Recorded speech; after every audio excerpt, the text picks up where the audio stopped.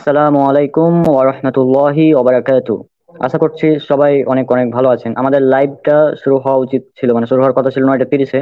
তবে কিছু সমস্যার কারণে আমরা 9টা 30-এ পারলাম না, 10টার পরে শুরু করছি। হ্যাঁ।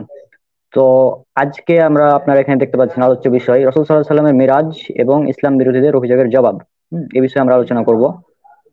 আর আজকে আমাদের আলোচ্য টপিক হবে, এখানে আপনারা দেখতে পাচ্ছেন স্ক্রিনে, হুম, যে প্রথমে আমরা আলোচনা করবো মিরাজের বিবরণ, তারপরে মিরাজের বৈজ্ঞানিক প্রমাণ, তারপরে আসমানে স্পেস স্যুট ছাড়া কিভাবে গিয়েছিলেন, তারপরে আসমান বলতে তো কিছু নাই অনেকে বলে, তাহলে কিভাবে 7 আসমান ভ্রমণ করলেন, মিরাজের ঘটনা কি মিরাজের ঘটনা কি আরদা বিরাজ এর গল্প থেকে কপি করা হয়েছে, এবং আরেকটি অভিযোগ তারা করে মিরাজের রাতে রাসূল সাল্লাল্লাহু আলাইহি সাল্লাম নাকি উম্মে হানির ঘরে ছিলেন, এবং এ বলে তারা বিভিন্ন নোংরা অভিযোগ করে, সেগুলোর জবাব। তারপর মোহাম্মদ সাল্লাল্লাহু আলাইহি সাল্লামকে ডানাওয়ালা ঘোড়াতে চড়ে মিরাজে গিয়েছিলেন, অনেকে বলে যে বুরাকের ডানা ছিল, তিনি ডানাওয়ালা ঘোড়াতে চড়ে গিয়েছিলেন, এই ব্যাপারে আলোচনা হবে। তারপর সালাত 50 ওয়াক্ত থেকে 5 ওয়াক্ত হওয়াতে কি আল্লাহর সিদ্ধান্তের পরিবর্তন হয়েছে কিনা, এ ব্যাপারে আলোচনা হবে। তারপর মিরাজের যাত্রা শুরুর স্থান নিয়ে কি হাদিসে স্ববিরোধিতা আছে, এ বিষয়ে আলোচনা হবে।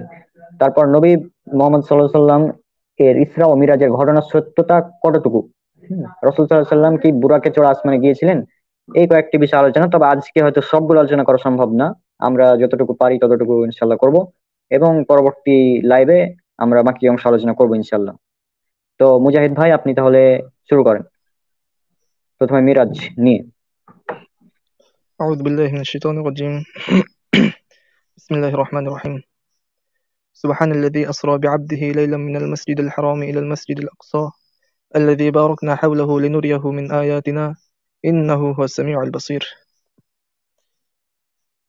الحمد لله আল্লাহ রাব্বুল আলামিনের দরবারে শুকরিয়া যে মহান আল্লাহ রাব্বুল আলামিন তিনি আমাদের সর্বশ্রেষ্ঠ নবী আরব নবী মুস্তাফা সাল্লাল্লাহু আলাইহি ওয়াসাল্লামের শ্রেষ্ঠ উম্মত হিসেবে প্রেরণ করেছেন।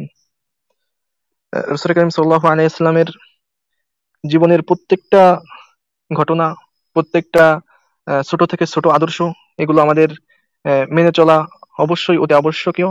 এবং যে সমস্ত ঘটনা রয়েছে, সেই সমস্ত ঘটনার উপর যে সমস্ত মত রয়েছে ইসলামিক স্কলারদের, তার সবগুলো মেনে চলা অতি আবশ্যকীয়। এবং রাসূল সাল্লাল্লাহু আলাইহি ওয়াসাল্লামের জীবনে ঘটে থাকা প্রত্যেকটা ঘটনা আমাদের জীবনের সঙ্গে খাপ খাইয়ে চলার চেষ্টা করা এবং প্রত্যেকটার উপর ঈমান আনা একজন ঈমানদারের উপর অতি আবশ্যকীয়। আর প্রত্যেকটা ইস্যুর মধ্যে থেকে সবথেকে বড় একটা ইস্যু হলো রাসূল সাল্লাল্লাহু আলাইহি ওয়াসাল্লাম এর মিরাজ। রাসূল করিম সাল্লাল্লাহু আলাইহি ওয়াসাল্লামের হিজরতের পূর্বে যে ঘটনাটা সংঘটিত হয়েছিল সেটাই হলো মিরাজ। আর মিরাজ সম্পর্কে আমাদের সর্বপ্রথম যে বিশ্বাসটা রাখতে হবে সেটা হলো আসলে রাসূল করিম সাল্লাল্লাহু আলাইহি ওয়াসাল্লামের মিরাজ কেমন ছিল। তিনি কি স্বপ্নের যোগে মিরাজ দেখেছিলেন, নাকি তিনি সশরীরে মিরাজে গমন করেছিলেন?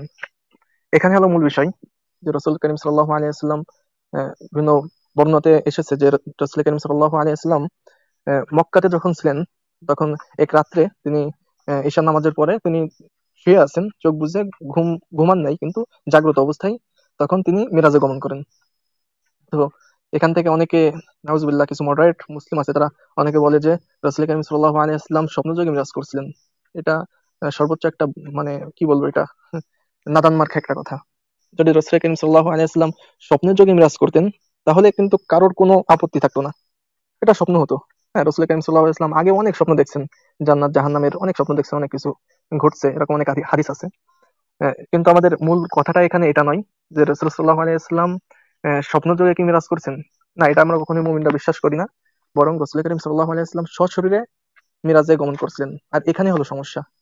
আমি মনে করি যদি এটাকে মিরাজের ঘটনাটাকে যদি আমরা এভাবে বলতাম যে রাসূল করিম সাল্লাল্লাহু আলাইহি ওয়াসাল্লাম স্বপ্নযোগে মিরাজ করেছেন, তাহলে পৃথিবীর কেউ, কোনো নন মুসলিম বা ইসলাম বিদ্বেষী কেউ কখনোই এটার উপর প্রশ্ন উত্থাপন করতে পারতো না।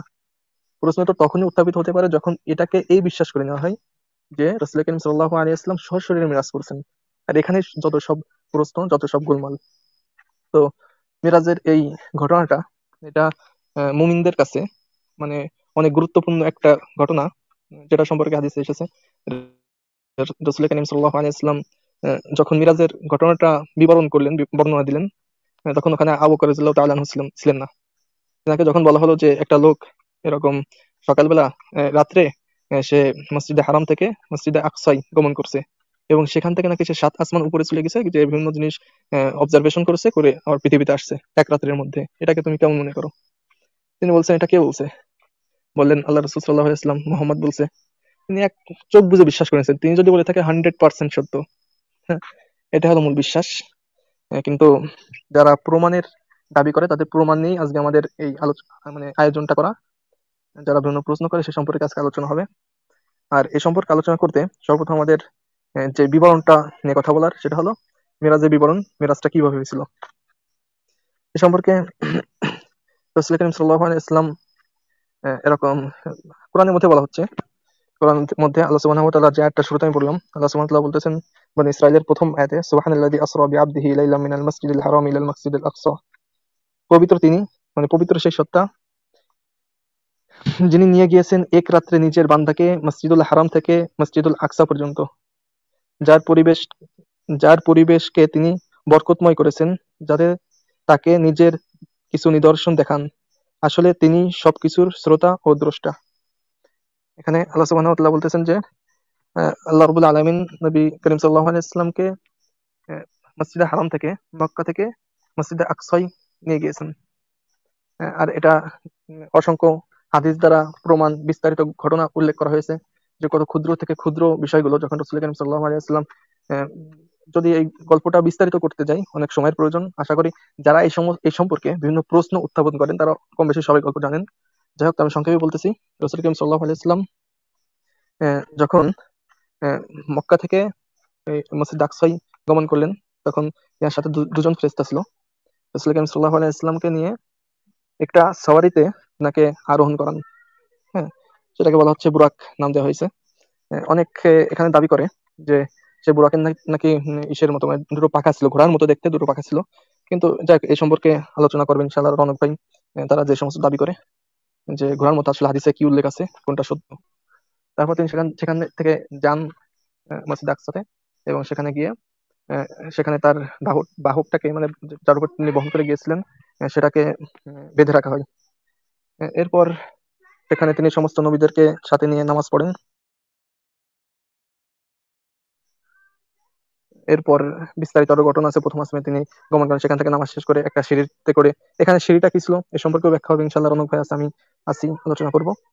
তারপর তিনি প্রথম আসমানে গমন করেন, সেখানে আদম আলাইহিস সালামের সঙ্গে সাক্ষাৎ হয়। এরপর দ্বিতীয় আসমান, এরপর তৃতীয় আসমান, এভাবে প্রত্যেক আসমানে গিয়ে এক পর্যায়ে সিদরাতুল মুনতাহায় গিয়ে আল্লাহ সুবহানাহু ওয়া তাআলার সাথে পরবর্তীতে একাকী যে সাক্ষাৎ করেন, সেখানে নামাজ ফরজ করে দেওয়া হয়। প্রথমে বিভিন্ন বর্ণনাতে আছে যে প্রথমে 40 ওয়াক্ত নামাজ ফরজ করা হয়, আবার কেউ বলে 50 ওয়াক্ত। এরপর কমাতে কমাতে 5 ওয়াক্তে নিয়ে আসা হয়। যাক, ঘটনাটা আসলে এতটুকু সংক্ষেপে বললাম। এরপর দ্বিতীয় যে সাবজেক্টটা রয়েছে সেটা নিয়ে রনক ভাই আলোচনা করেন ইনশাল্লাহ।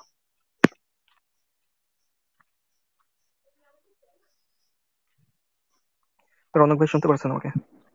হুম। আসসালামু আলাইকুম ওয়া রাহমাতুল্লাহি ওয়া বারাকাতুহু।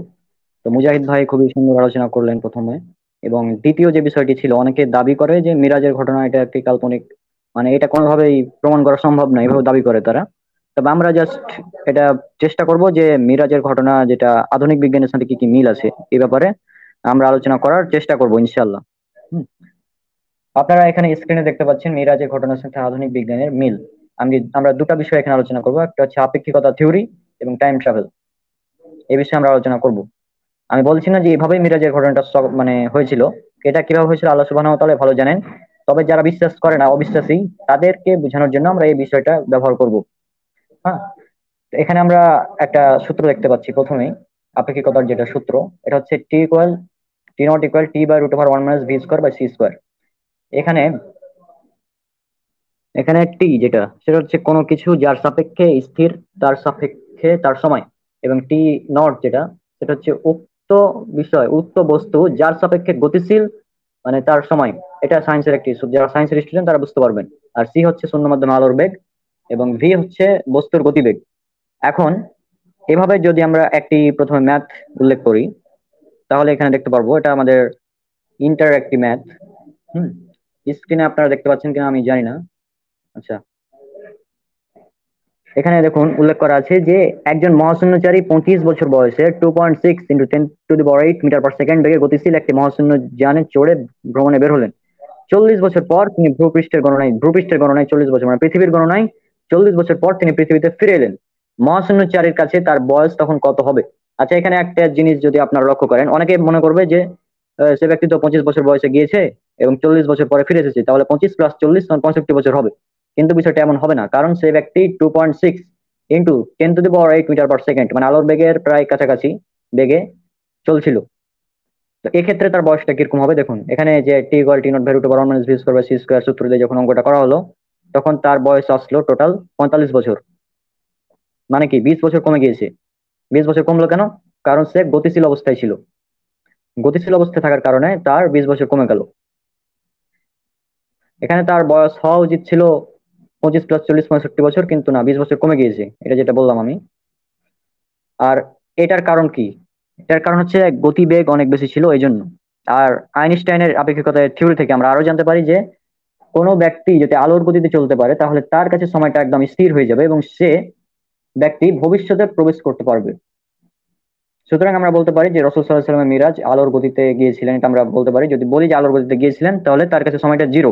অর্থাৎ রাসূল সাল্লাল্লাহু আলাইহি ওয়াসাল্লাম যদি এক রাতে যান, অর্থাৎ আজকে রাতে তিনি যদি বের হন, তাহলে আবার ফিরে আসতে পারবে আলোর গতিতে চলার কারণে। ওই কারণ টাইমটা তার কাছে জিরো, এই জন্যই। আর আমরা যেটা আলোচনা করেছি, মুজাহিদ ভাই যেটা আলোচনা করলেন যে রাসূল সাল্লাল্লাহু আলাইহি ওয়াসাল্লাম বুরাকে চড়ে মানে মসজিদুল হারাম থেকে মসজিদুল আকসা পর্যন্ত গিয়েছিলেন, কিন্তু পরবর্তীতে অর্থাৎ মসজিদুল আকসা থেকে একটি সিঁড়ির মাধ্যমে তিনি ভ্রমণ করেছিলেন, সিঁড়ির মাধ্যমে। আর জিবরাইল আলাইহিস সালামের সাথে তিনি ভ্রমণ করেছিলেন। আর আমরা জানি জিবরাইল আলাইহিস সালাম তিনি একজন ফেরেশতা, আর ফেরেশতারা হচ্ছে নূরের তৈরি। আমরা জানি এটা সহিহ মুসলিমের 6385 নম্বর হাদিসে পেয়ে যাবেন, ফেরেশতারা হচ্ছে নূরের তৈরি। নূর মানে হচ্ছে আলো বা লাইট। তাহলে যদি লাইটের স্পিড ধরে 3 লক্ষ কিলোমিটার/সেকেন্ড, তাহলে সেই হিসাবে এটা খুবই স্বাভাবিক বিষয় যে যে ব্যক্তি লাইটের স্পিডে যাবে তার কাছে টাইমটা জিরো হয়ে যাবে। আর যেহেতু তার কাছে টাইমটা একদম জিরো হয়ে যাবে, সেহেতু তিনি আসমানে ভ্রমণ করা তার কাছে কোনো ব্যাপারই না, একটি স্বাভাবিক বিষয়। এবং আমরা আরো জানি যে রাসূল সাল্লাল্লাহু আলাইহি সাল্লাম মেরাজের রাতে ভবিষ্যতে পৌঁছেছিলেন এবং টাইম ট্রাভেল করেছিলেন। কিভাবে? কারণ তিনি আসমান থেকে অর্থাৎ মিরাজ থেকে ফিরে এসে অনেক কথাই বলেছিলেন, যেটা আমি এখানে সময়ের অভাবে স্লাইডে উল্লেখ করতে পারিনি। তো সেটা হচ্ছে যে তিনি বিভিন্ন বিষয় উল্লেখ করেছিলেন। আমরা জান্নাত জাহান্নামের বর্ণনা দেখেছিলাম যে তিনি বলেছিলেন অমুক ব্যক্তি, বিভিন্ন ব্যক্তির কথা বলেছিলেন যে অমুক ব্যক্তি জান্নাতি, অমুক জাহান্নামী, এই এই কারণে তারা জাহান্নামে, ইত্যাদি বিভিন্ন অনেক বর্ণনা আছে হাদিসে। হুম। তো সেগুলা আপনারা সময় করে পড়ে নেবেন।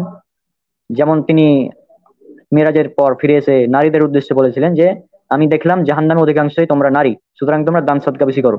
অর্থাৎ রাসূল সাল্লাল্লাহু আলাইহি ওয়াসাল্লাম জাহান্নাম দেখে এসেছিলেন যে জাহান্নাম অধিকাংশই নারী, কিন্তু জাহান্নাম বা জান্নাত কেমন পরিস্থিতি এখনো হয়নি। তিনি জান্নাত জাহান্নাম কিভাবে দেখে এলেন এবং কে জান্নাতে কে জাহান্নামে এটা তিনি কিভাবে দেখলেন। আবার তিনি জান্নাত থেকে ফিরে এসে বললেন যে আমি যখনই জান্নাতে প্রবেশ করি, বিলাল রাদিয়াল্লাহু আনহু বললেন, তখনই দেখি যে তোমার জুতার পায়ের আওয়াজ আমি শুনতে পাই আমার সামনে। তো এটা কিভাবে? এটা আমরা বলতে পারি টাইম ট্রাভেলের মাধ্যমে তিনি ভবিষ্যতে পৌঁছেছিলেন। এভাবে আমরা বলতে পারি যারা অবিশ্বাসী তাদের উদ্দেশ্যে।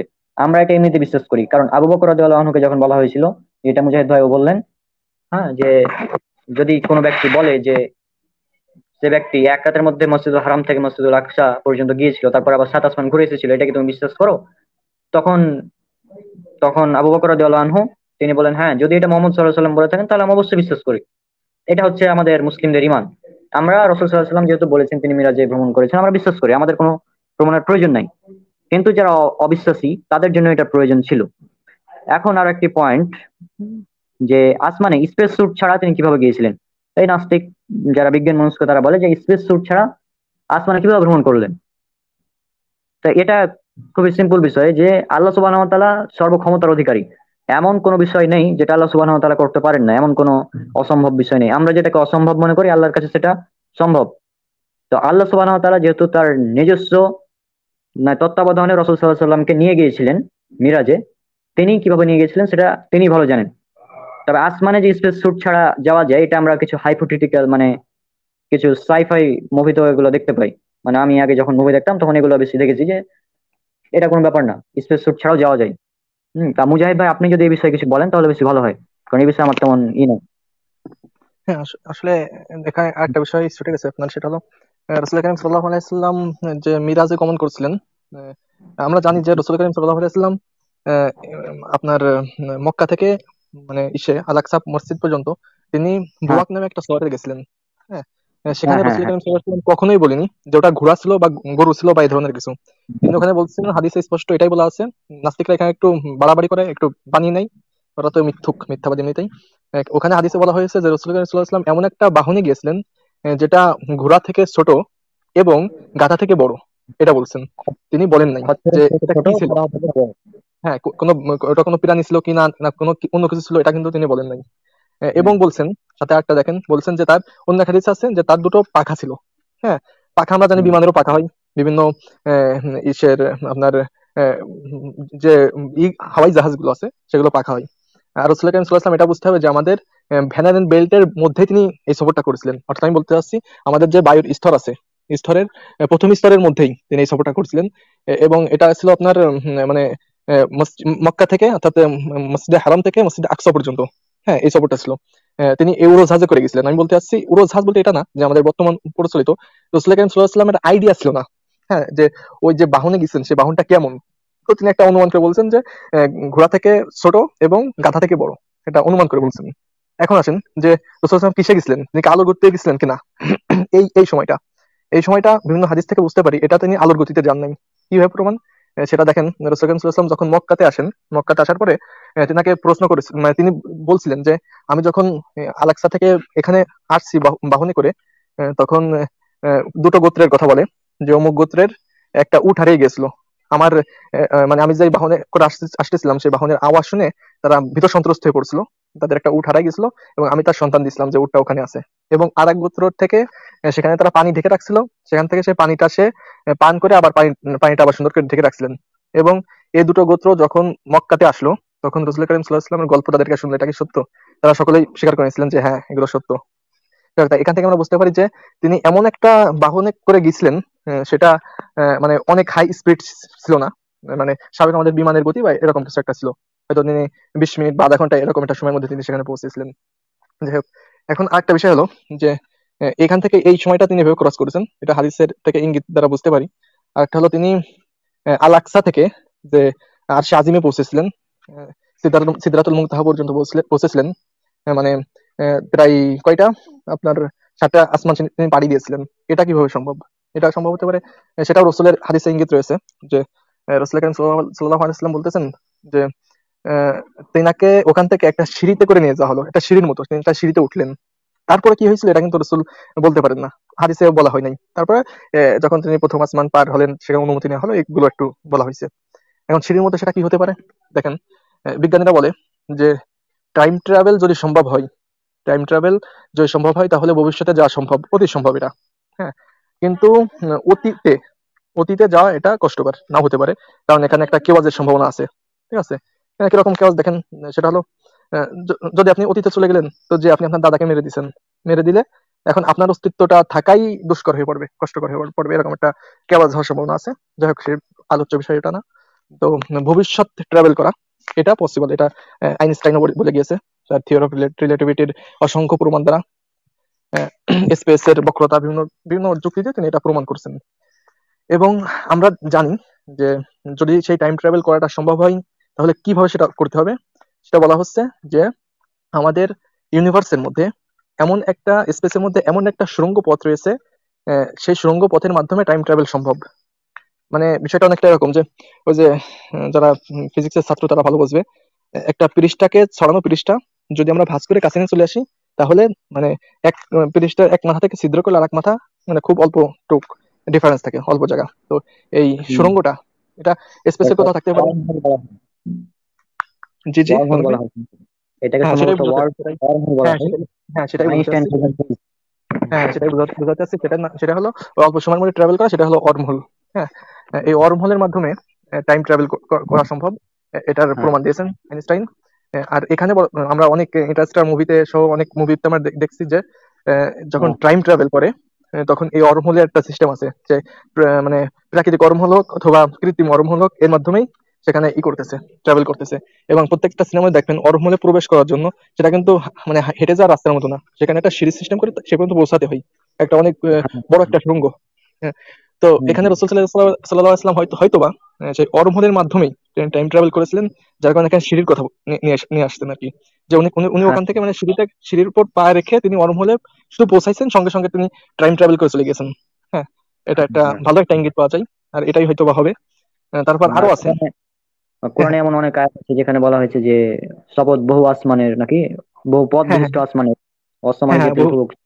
হ্যাঁ। হ্যাঁ হ্যাঁ হ্যাঁ হ্যাঁ, অনেক হ্যাঁ এরকম আয়াত আছে যে মানে আসমানের যে অনেক পথ আছে, এটাও এই আয়াতগুলো দ্বারা প্রমাণ হয়। আরেকটা বিষয় হলো আলো, আলোর গতির আপনি যে আলোচনাটা করতেছিলেন, এটা একটা খুবই মজার বিষয়। সেটা কোরআনের মধ্যে আছে যে আপনার ইসের মধ্যে তা'রুজুল মালাইকাতু ওয়ার রূহু ফি ইয়াউমিন কানা মিকদারুহা ৫০ আলফা সানাহ। আল্লাহ রাব্বুল আলামিনের কাছে রুহু এবং ফেরেশতারা এমন একটা দিনের মধ্যে পৌঁছায় আহ, যেটা তোমাদের নিকটে ৫০,০০০ বছর থেকেও বেশি।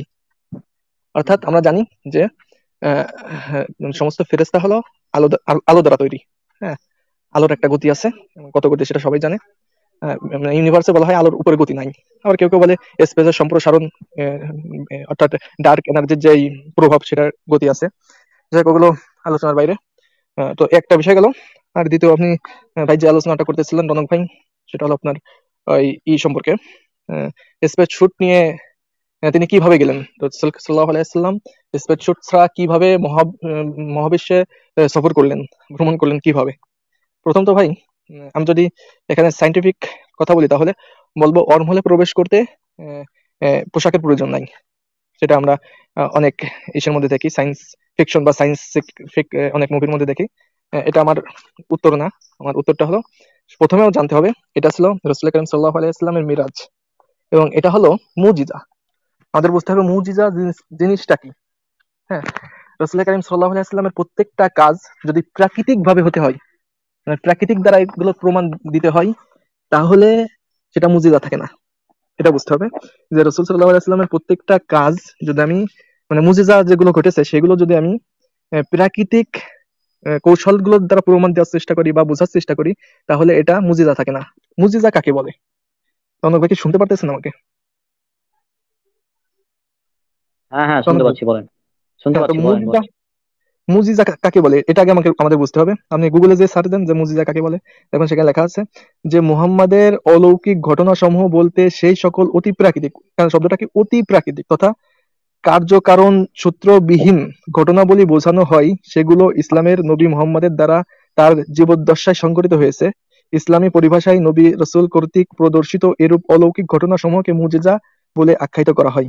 অর্থাৎ যেগুলো প্রাকৃতিক সিলেকশনের মাধ্যমে না, যেগুলো অতি প্রাকৃতিক অর্থাৎ প্রাকৃতিকের বাইরে, যেটাকে আমি বলতে পারি মানে যেখানে প্রাকৃতির কোনো সগন্ধ নেই, প্রাকৃতিক দ্বারা যেগুলো ব্যাখ্যা করা যায় না। হ্যাঁ, এটা হলো একটা বিষয়। তো এখানে আপনি যে স্পেস শট স্যার কিভাবে যেতে গেল ভাই, তাহলে তো এটা মুজিজা থাকলো না, এটা তো রসুলের মুজিজা হলো না, তাই না রনক ভাই? হ্যাঁ, রসুলের সেটাই। রসুলের, হ্যাঁ সেটাই বলছি যে রসুলের যদি মুজিজা না হতো এটা, যদি রসুলের এটা শক্তি হতো, তিনার কর্ম, এটা আমরা যদি বলতাম যে এটা রসুলের শক্তির মাধ্যমে তার কর্মের মাধ্যমে শিখিয়েছে, তাহলে এখানে প্রশ্ন আসার সম্ভাবনা আছে যে রসুল যখন করছে তখন এটা প্রাকৃতিক একটা ব্যাখ্যা থাকতে হবে। কিন্তু আমরা বলি এটা তো রসুল করে নাই, এটা আল্লাহ সুবহানাহু ওয়া তাআলার আদেশে বা তিনার একটা পৃথিবীবাসীকে দেখানোর জন্য, এটা মুজিজা স্বরূপ। মিরাজটা সব থেকে রসুলের বড় বড় মুজিজার মধ্যে একটা বড় মুজিজা হলো মিরাজ। তো এই মিরাজের ঘটনাটা হলো অতি প্রাকৃতিক, সুতরাং এখানে এর ব্যাখ্যার কোনো প্রয়োজন নাই। আর দ্বিতীয় আরেকটা কথা হলো, যদি আমি এর ব্যাখ্যা দিতে যাই, যদি ব্যাখ্যা দিতে যাই, তাহলে এটা প্রাকৃতিক মাধ্যমে নয়, এটাও হবে অন্য মাধ্যমে, সায়েন্স ফিকশনের মাধ্যমে সম্ভব। সেটা হলো একটা হাইপোথেসিস, আমি আগে বলছি হাইপোথেটিক্যাল একটা থিওরি আছে। সেটা হলো আহ, মানে স্ট্রিং থিওরি, যে স্ট্রিং ছোট ছোট স্ট্রিংটা ভাইব্রেট করে। এই স্ট্রিং থিওরির সর্বশেষ যে ভার্সন এম থিওরি অনুযায়ী পৃথিবীতে 11th ডাইমেনশন রয়েছে, অর্থাৎ 11টা মাত্রা রয়েছে। আর এখানে আমি আগেও একটা লাইভে বলছি যে এই মাত্রাগুলোর মধ্যে 11তম মাত্রায় এমন সভ্যতা বাস করতেছে, এমন শক্তি বাস করতেছে, সেটা কি মানে প্রাকৃতিক কোনো প্রাণী না, প্রাকৃতিকের মানে প্রাকৃতিকের ঊর্ধ্বে কোনো বস্তু। এ সম্পর্কে আমরা we don't know nothing for that, এ সম্পর্কে আমরা কিছু জানি না। তবে তারা যদি এটা ইচ্ছা করে, মানে ওই অতি প্রাকৃতিক প্রাণীগুলো, তারা যদি ইচ্ছা করে কোনো কিছু করতে, তাহলে কারোর ক্ষমতার বাইরে, মানে কারোর ক্ষমতা নেই সেটাকে রুখে দেওয়ার। হ্যাঁ, এবং তাদের দৃষ্টির বাইরে, নাউজুবিল্লাহ, তাদের না, বিজ্ঞান বলে তাদের, কিন্তু তার, আমরা বলবো তার, তার দৃষ্টির বাইরে কোনো কিছু লুকানো সম্ভব না। আপনি যদি পানির গভীরে যে লুকিয়ে থাকেন, তাও এটা হয়তো আমাদের 3D পৃথিবীবাসীর কাছে এটা দেখা দেখা যাবে না যে পানির ভিতরে সে লুকিয়ে আছে বা ঘরে পালিয়ে আছে ঘরের মধ্যে থেকে, এটা আমাদের দৃষ্টিতে দেখা যাবে না। তবে এটা যদি অন্য কেউ করে, আই মিন হায়ার ডাইমেনশনের কোনো সভ্যতার দৃষ্টি দিয়ে যদি এটা দেখা হয়, মাপা হয়, তাহলে কোনো কিছু তাদের দৃষ্টির বাইরে না। সো তারা যদি এই শক্তিটা কাউকে দিয়ে থাকে 3D জগতের, তাকে ট্রাভেল করার, তাহলে সে ট্রাভেল করতে পারে। তাহলে এখানে তো এত প্রশ্ন ওঠার কোনো সুযোগই আসে না। এটা তো বিজ্ঞান দ্বারা বোঝা সম্ভব। যাক, এ হলো স্পেস শুটের একটা ব্যাখ্যা। আরো অনেক ব্যাখ্যা আছে, যদি কারোর প্রয়োজন হয় ইনশাল্লাহ আমাদের জানাবেন, রনক ভাই কাছে পেজে প্রশ্ন করবেন, ইনশাল্লাহ আমরা এই সম্পর্কে আরো ভালো নলেজ দিব। হ্যাঁ রনক ভাই। এই যে তারপরে যেটা প্রশ্ন, যে আসমান বলতে তারা বলতে কিছু নাই, তারা বলে তাহলে কিভাবে সাত আসমানে ভ্রমণ করলেন, মানে আসমান বলতে কি আমরা বুঝে সেটা তারা বুঝে না। হুম। হ্যাঁ, জি জি। হ্যাঁ, আসমানের, আমি কি বলবো ভাই এই সম্পর্কে? হ্যাঁ হ্যাঁ, আপনি বলেন। হ্যাঁ, এই আসমানের বিষয়টা এটা একটু মানে কঠিন একটা বিষয়। এই যে ভাই যে ছবিটা দিল, এটা দ্বারাই সবগুলো বুঝে আসে আসলে আসমানটা কি। হুম, আসমান, আপনি আগে উইকিপিডিয়াতে গিয়ে সার্চ দেন যে আসমান কি, আসমান কোথায় আছে, হোয়ার ইজ দ্য স্কাই, আসমান কোথায় আছে। উত্তরে তারা বলবে যে যেই জিনিস, হ্যাঁ, আমাদের পৃথিবীর উপরে, যে জিনিস আমাদের পৃথিবীর উপরে আছে দৃশ্যমান, সেটাই হলো আসমান। গুগলে যে সার্চ দিয়ে দেখতে পারেন।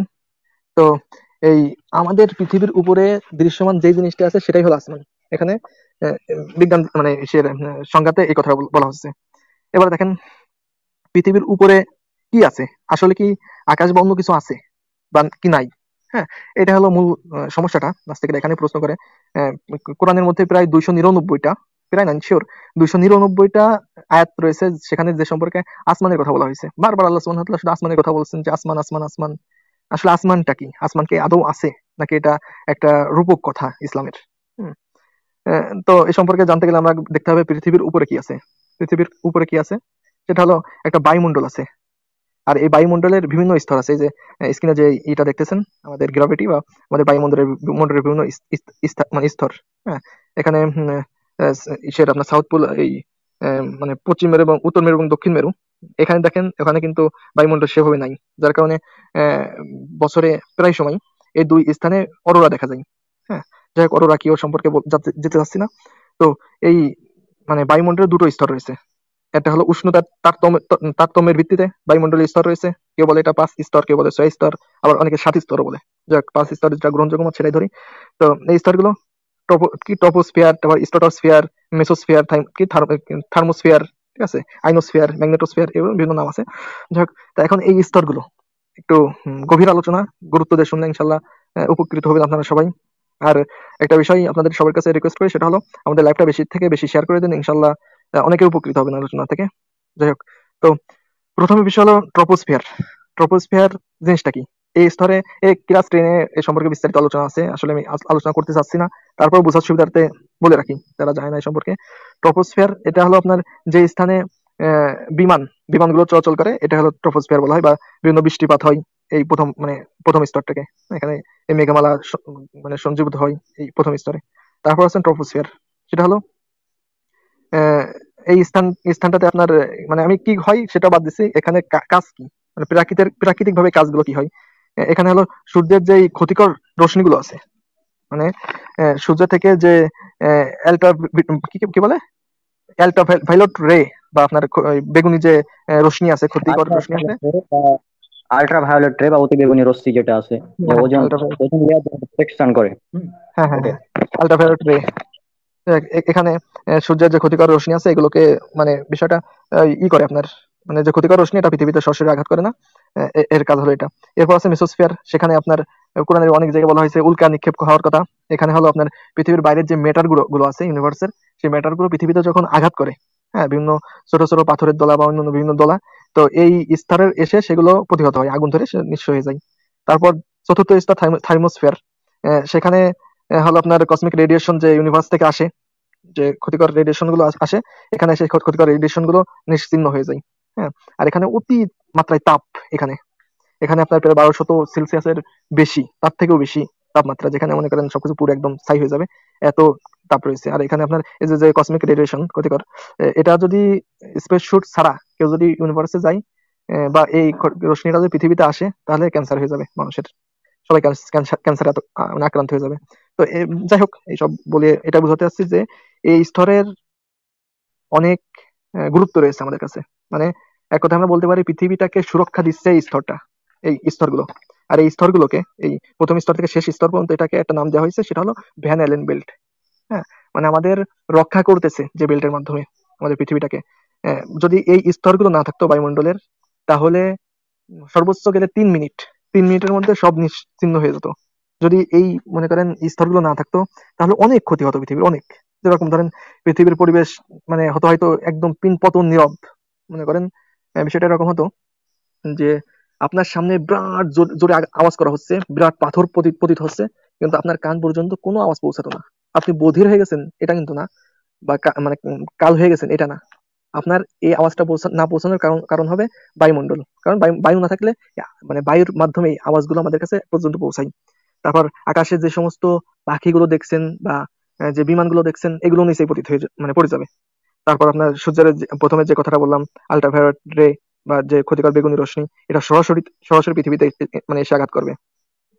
আর যে উল্কাপিত হওয়ার যে স্তরটা বলেছিলাম, যেখানে উল্কাগুলো নিশ্চিহ্ন হয়ে যায়, মেসোস্ফিয়ার, সেই স্থানটা যদি না থাকে উল্কাগুলো পতিত হবে। তারপর আপনার মূল কথা, মোট মিলে আমি এটা বুঝতে চাচ্ছি যে মোট মিলে একটা এরকম পরিবেশ হবে সর্বোচ্চ 2 থেকে 3 মিনিটের মধ্যে পুরো পৃথিবী প্রাণ শূন্য হয়ে পড়বে, কিছু বেঁচে থাকবে না। মানুষ বলেন বা অন্য কোনো প্রাণী, কিছু বেঁচে থাকবে না।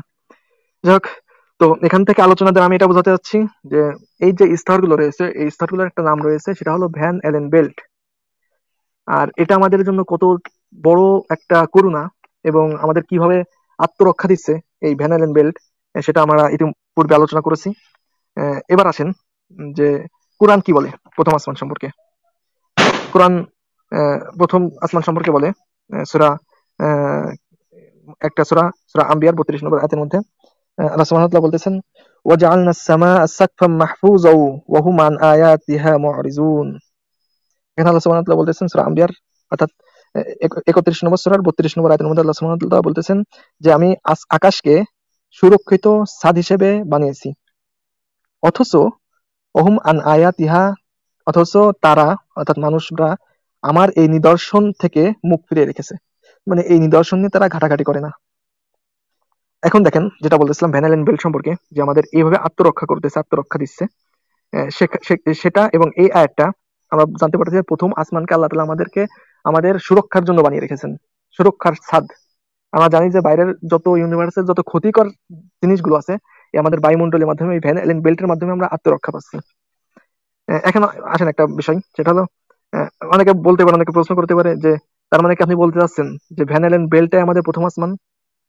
আমি আসলে প্রথম আসমানের প্রমাণটা দিতে চাচ্ছি প্রথমে জন্য, যাতে করে প্রথম আসমানটা প্রমাণিত হলে 7টা আসমান অলরেডি এমনিতেই প্রমাণিত হয়ে যায়। তো প্রথম আসমানের প্রমাণ দেওয়ার চেষ্টা করতেছি। যাই হোক, তো এখানে আমি যে কথাটা বললাম ভ্যান অ্যালেন বেল্টকে আমি বলতেছি সেই সুরক্ষিত ছাদের কথা বলতেছি, যে এখানে সুরক্ষা দিচ্ছে। এখন কথা হলো, আসলে কি এটাই কি আমাদের সেই সুরক্ষার ছাদ, বা এটাই কি আমাদের সেই প্রথম আসমান? না, সেটা নয়। আমি সেটা কখনোই বলি নাই। বরং আমি বলতেছি যে এটা হলো আমাদের সূচনা, আই মিন আমাদের আকাশের শুরু। দেখেন সেটা আরো অনেক আয়াত দ্বারা তার প্রমাণ রয়েছে। যেরকম দেখেন আসমান সম্পর্কে আল্লাহ সুবহানাহু ওয়া তাআলা বলতেছেন সূরা নাহলের 79 নম্বর আয়াতের মধ্যে, আলাম ইয়ারাউ ইলা আত-তায়রি মুসাখখারাতিন ফি জাওয়িস সামা। হ্যাঁ, এখানে আল্লাহ সুবহানাহু ওয়া তাআলা বলতেছেন যে পুরো আয়াতটা এরকম, আলাম ইয়ারাউ ইলা আত-তায়রি মুসাখখারাতিন ফি জাওয়িস সামাই মা ইউমসিকুহুন্না ইল্লাল্লাহ। এই আয়াতের অর্থ হলো, আলাম ইয়ারাউ, তারা কি লক্ষ্য করে না, ইলা আত-তায়রি, পাখিদের দিকে, মুসাখখারাতিন, যারা বিচরণ করতেছে, ফি জাওয়িস সামা, আসমানের বায়ুমণ্ডলের মধ্যে, মানে আকাশের বায়ুমণ্ডলে যে পাখিগুলো বিচরণ করতেছে তাদের দিকে কি তারা লক্ষ্য করে না? আচ্ছা, এখান থেকে আমরা কি বুঝতে পারতেছি যে আহ, আকাশের বায়ুমণ্ডলের মধ্যে পাখিগুলো বিচরণ করে, তার মানে পাখিরাও আকাশের মধ্যেই বিচরণ করে। ওরকম আরো আয়াত আছে দেখেন, আল্লাহ সুবহানাহু ওয়া তাআলা সূরা প্রায় 20 জায়গায় কোরআনের 20 স্থানে, সূরা আনামের 99 নম্বর আয়াত, সূরা আনফালের 11 নম্বর আয়াত, সূরা রদের 17 নম্বর আয়াত, সূরা ইব্রাহিমের 32 নম্বর আয়াত, হিজরতের 22 নম্বর আয়াত, নাহলের 13 নম্বর আয়াত, নাহলের তাওবা 65 নম্বর আয়াত, এরকম অসংখ্য জায়গায় প্রায় 20 জায়গায় আল্লাহ সুবহানাহু ওয়া তাআলা একটা আয়াত প্রায় বার বলছেন, সেটা হলো ওয়া আনজালনা মিনাস সামাই মাআন, আমি আকাশ থেকে পানি বর্ষণ করি, মানে আমি আকাশ থেকে বৃষ্টি বর্ষণ করি। এখন দেখেন আল্লাহ সুবহানাহু ওয়া তাআলা বলতেছেন আমি আকাশ থেকে বৃষ্টি বর্ষণ করি, এটা দ্বারা কি বোঝা যাচ্ছে? এটা থেকে আমরা বুঝতে পারতেছি যে আকাশ থেকে, আমরা জানি যে বৃষ্টি বর্ষিত হয় বায়ুমণ্ডলের প্রথম যে স্তরটা ট্রপোস্ফিয়ার, সেখান থেকে বৃষ্টি বর্ষণ হয় এবং পাখি উড়ে। সেটা আমরা জানি ট্রপোস্ফিয়ারের প্রথম এই স্তরের মধ্যে পাখি উড়ে। আর আল্লাহ সুবহানাহু ওয়া তাআলা প্রায় 20 জায়গায় বলতেছেন আমি আকাশ থেকে বৃষ্টি বর্ষণ করি। হ্যাঁ, তো এখানে থেকে আমি কি বোঝাতে চাচ্ছি, এখান থেকে বোঝাতে চাচ্ছি এটা যে আমাদের আকাশের স্তরের শুরুটা হলো আমাদের এই বায়ুমণ্ডলের সর্বপ্রথম যে স্তর ট্রপোস্ফিয়ার, এটা হলো আমাদের বায়ুমণ্ডলের শুরু। অনেকে আবার বলবে যে আমাদের যে বায়ুমণ্ডলে পাঁচটা বা ছয়টা বা সাতটা যে স্তরগুলো রয়েছে, এই স্তরগুলোই হলো আমাদের আকাশ। কিন্তু না ভাই, এটা কোশ্চেন কালেও না। এটা হলে নাউজুবিল্লাহ আল্লাহ তাআলার অনেক বড় একটা মানে কোরআনের আয়াতের বিকৃতি চলে আসে। ওটা না, আমি বলতে চাচ্ছি ট্রপোস্ফিয়ারের প্রথম স্তরটায়, মানে বায়ুমণ্ডলের প্রথম স্তর ট্রপোস্ফিয়ারটাই হলো আমাদের আকাশের শুরু, যেটা আমাদের এই দুটো আয়াত দ্বারা আমরা বুঝতে পারলাম। এই দুটো আয়াত দ্বারা আমরা বুঝতে পারলাম। একটা হলো সূরা নাহলের 79 নম্বর আয়াত এবং সূরা মানে প্রায় 20 জায়গায়, নির্দিষ্ট সূরা না, সূরা রেফারেন্স গুলো দিয়েছি, প্রায় 20 জায়গায় সূরা আনামের 99 আয়াত, আনফালের 91 আয়াত, রদের 97 আয়াত, এরকম 20 জায়গায় বলা হয়েছে যে আমি আকাশ থেকে বৃষ্টি বর্ষণ করি। এবং অন্য জায়গায় বলা হচ্ছে আমি আকাশের বায়ুমণ্ডলের মধ্যে আমি পাখি উড়ে, তাকে সেদিকে লক্ষ্য করে না। তো সুতরাং বুঝতে পারতেছি যে এই বায়ুমণ্ডলের প্রথম স্তরটা হলো আকাশের সূচনা। এবার কথা হলো, প্রথম আকাশের সূচনা যদি এটা হয় তাহলে শেষ কোথায়? দেখেন, তার আগে আরেকটা বিষয় বলি, সেটা হলো আল্লাহ সুবহানাহু ওয়া তাআলা অন্য সূরার মধ্যে, সূরা সাফফাতের 6 নম্বর আয়াতের মধ্যে আল্লাহ সুবহানাহু ওয়া তাআলা বলতেছেন, ইন্না যায়্যানাস সামাআ আদ-দুনিয়া বিজিনাতিল কাওয়াকিব। আমি দুনিয়ার আকাশকে সুসজ্জিত করেছি, মানে দুনিয়ার আকাশকে, অর্থাৎ প্রথম আসমানের কথা বলতেছে, আমি দুনিয়ার আকাশকে সুসজ্জিত করেছি তারকারাজির সৌন্দর্যের মাধ্যমে। মানে তারকারাজিকে সুসজ্জিত করে আমি প্রথম আকাশকে মানে সুসজ্জিত করেছি। তো এখান থেকে আমরা বুঝতে পারছি যে প্রথম আকাশের মধ্যে যেরকম পাখি ওড়ে, প্রথম আকাশের মধ্যে যেরকম বৃষ্টি হয়, অনেক লক্ষ লক্ষ তারকাগুলো এই প্রথম আকাশের মধ্যে রয়েছে। যদিও সেটা লক্ষ লক্ষ হাজার হাজার আলোক বর্ষে দূরে, এগুলো প্রথম আকাশের মধ্যে রয়েছে। অন্য এক সূরাতে, সূরা হিজরতের 16 নম্বর আয়াতের মধ্যে আল্লাহ সুবহানাহু ওয়া তাআলা বলতেছেন, ওয়ালাকাদ জাআলনা, না ওটা একটু পরে যাই। যাক, তা এখানে থেকে আমরা বুঝতে পারতেছি যে আমাদের আকাশের মধ্যে, মানে প্রথম আসমানের মধ্যে আমাদের এই তারকাগুলো, লক্ষ লক্ষ তারকাগুলো, এটা প্রথম আসমানের মধ্যেই। এখন আলোচনাটা একটু লম্বা হয়ে যাচ্ছে ভাই, রনক ভাই কিছু মনে করেন না। ইনশাআল্লাহ শেষ করে দিচ্ছি। যাক, এখন দ্বিতীয় যে প্রশ্নটা আসতে পারে সেটা হলো আমাদের আকাশের শেষ সীমানাটা কোথায়? সেটা হলো অন্য এক সূরা হিজরতের 16 নম্বর আয়াতে আল্লাহ সুবহানাহু ওয়া তাআলা বলতেছেন, ওয়ালাকাদ জাআলনা ফিস সামাই বুরুজাও ওয়া যায়্যানাহা লিন-নাযিরিন। ঠিক আছে, যে আল্লাহ সুবহানাহু ওয়া তাআলা ওয়ালাকাদ জাআলনা ফিস সামাই, আমি আকাশে বানিয়েছি বুরুজান, অসংখ্য বুরুজান, মানে মজবুত দুর্গ, ওয়া যায়্যানাহা, এবং আমি তাকে সুসজ্জিত করেছি লিন-নাযিরিন, অর্থাৎ দৃশ্যমান যারা দেখবে তাদের জন্য। এই আয়াতটা থেকে আমরা কি বুঝতে পারতেছি? এই আয়াতটা থেকে আমরা বুঝতে পারতেছি প্রথম আসমানের মধ্যে মজবুত দুর্গ রয়েছে। মজবুত দুর্গ কি? সূরা হিজরতের 16 নম্বর আয়াত এবং সূরা বুরুজের 1 নম্বর আয়াতের মধ্যে আজকে যে যদি আপনি একটু তাহকিক করেন তাহলে জানতে পারবেন, বুঝতে পারবেন যে প্রথম আসমানের মধ্যেই হলো এই বুরুজ রয়েছে। আর বুরুজটা হলো দুর্গ, অর্থাৎ বলা হচ্ছে যে আসমানের যে শেষ সীমানাটা, যেখানে যে পারমিশনের প্রয়োজন হয়, অসংখ্য হাদিস দ্বারা এটা প্রমাণ আছে যে প্রথম আসমান ভেদ করতে পারমিশনের প্রয়োজন হয়। তো আমাদের আসমানের সূচনাটা আমি বলছি, সেটা হলো আমাদের যে পাখিগুলো ওড়ে, যেখানে কোরআন দ্বারা প্রমাণ করেছি, পাখিগুলো যেখানে ওড়ে এবং বৃষ্টি যেখানে বর্ষণ হয়, এটা হলো প্রথম আসমানের সূচনা। এবং এই প্রথম আসমানটা কত মোটা পুরোট, তার শেষ সীমানা হলো, প্রথম আসমানের শেষ সীমানা হলো বুরুজ যেখানে রয়েছে, অর্থাৎ সুদূর মানে সুমজবুত একটা দুর্গ, যেটা ভেদ করা সম্ভব না, যেটা ভেদ করতে গেলে পারমিশনের প্রয়োজন হবে।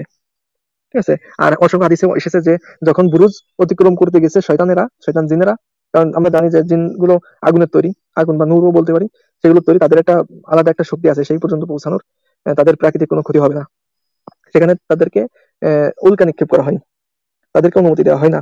প্রথম আসমান অতিক্রম করতে গেলে এই বুরুজ পর্যন্ত আমরা বলি যে বুরুজটাই হলো প্রথম আসমানের শেষ সীমানা, মানে যেখানে পারমিশনের প্রয়োজন হয়।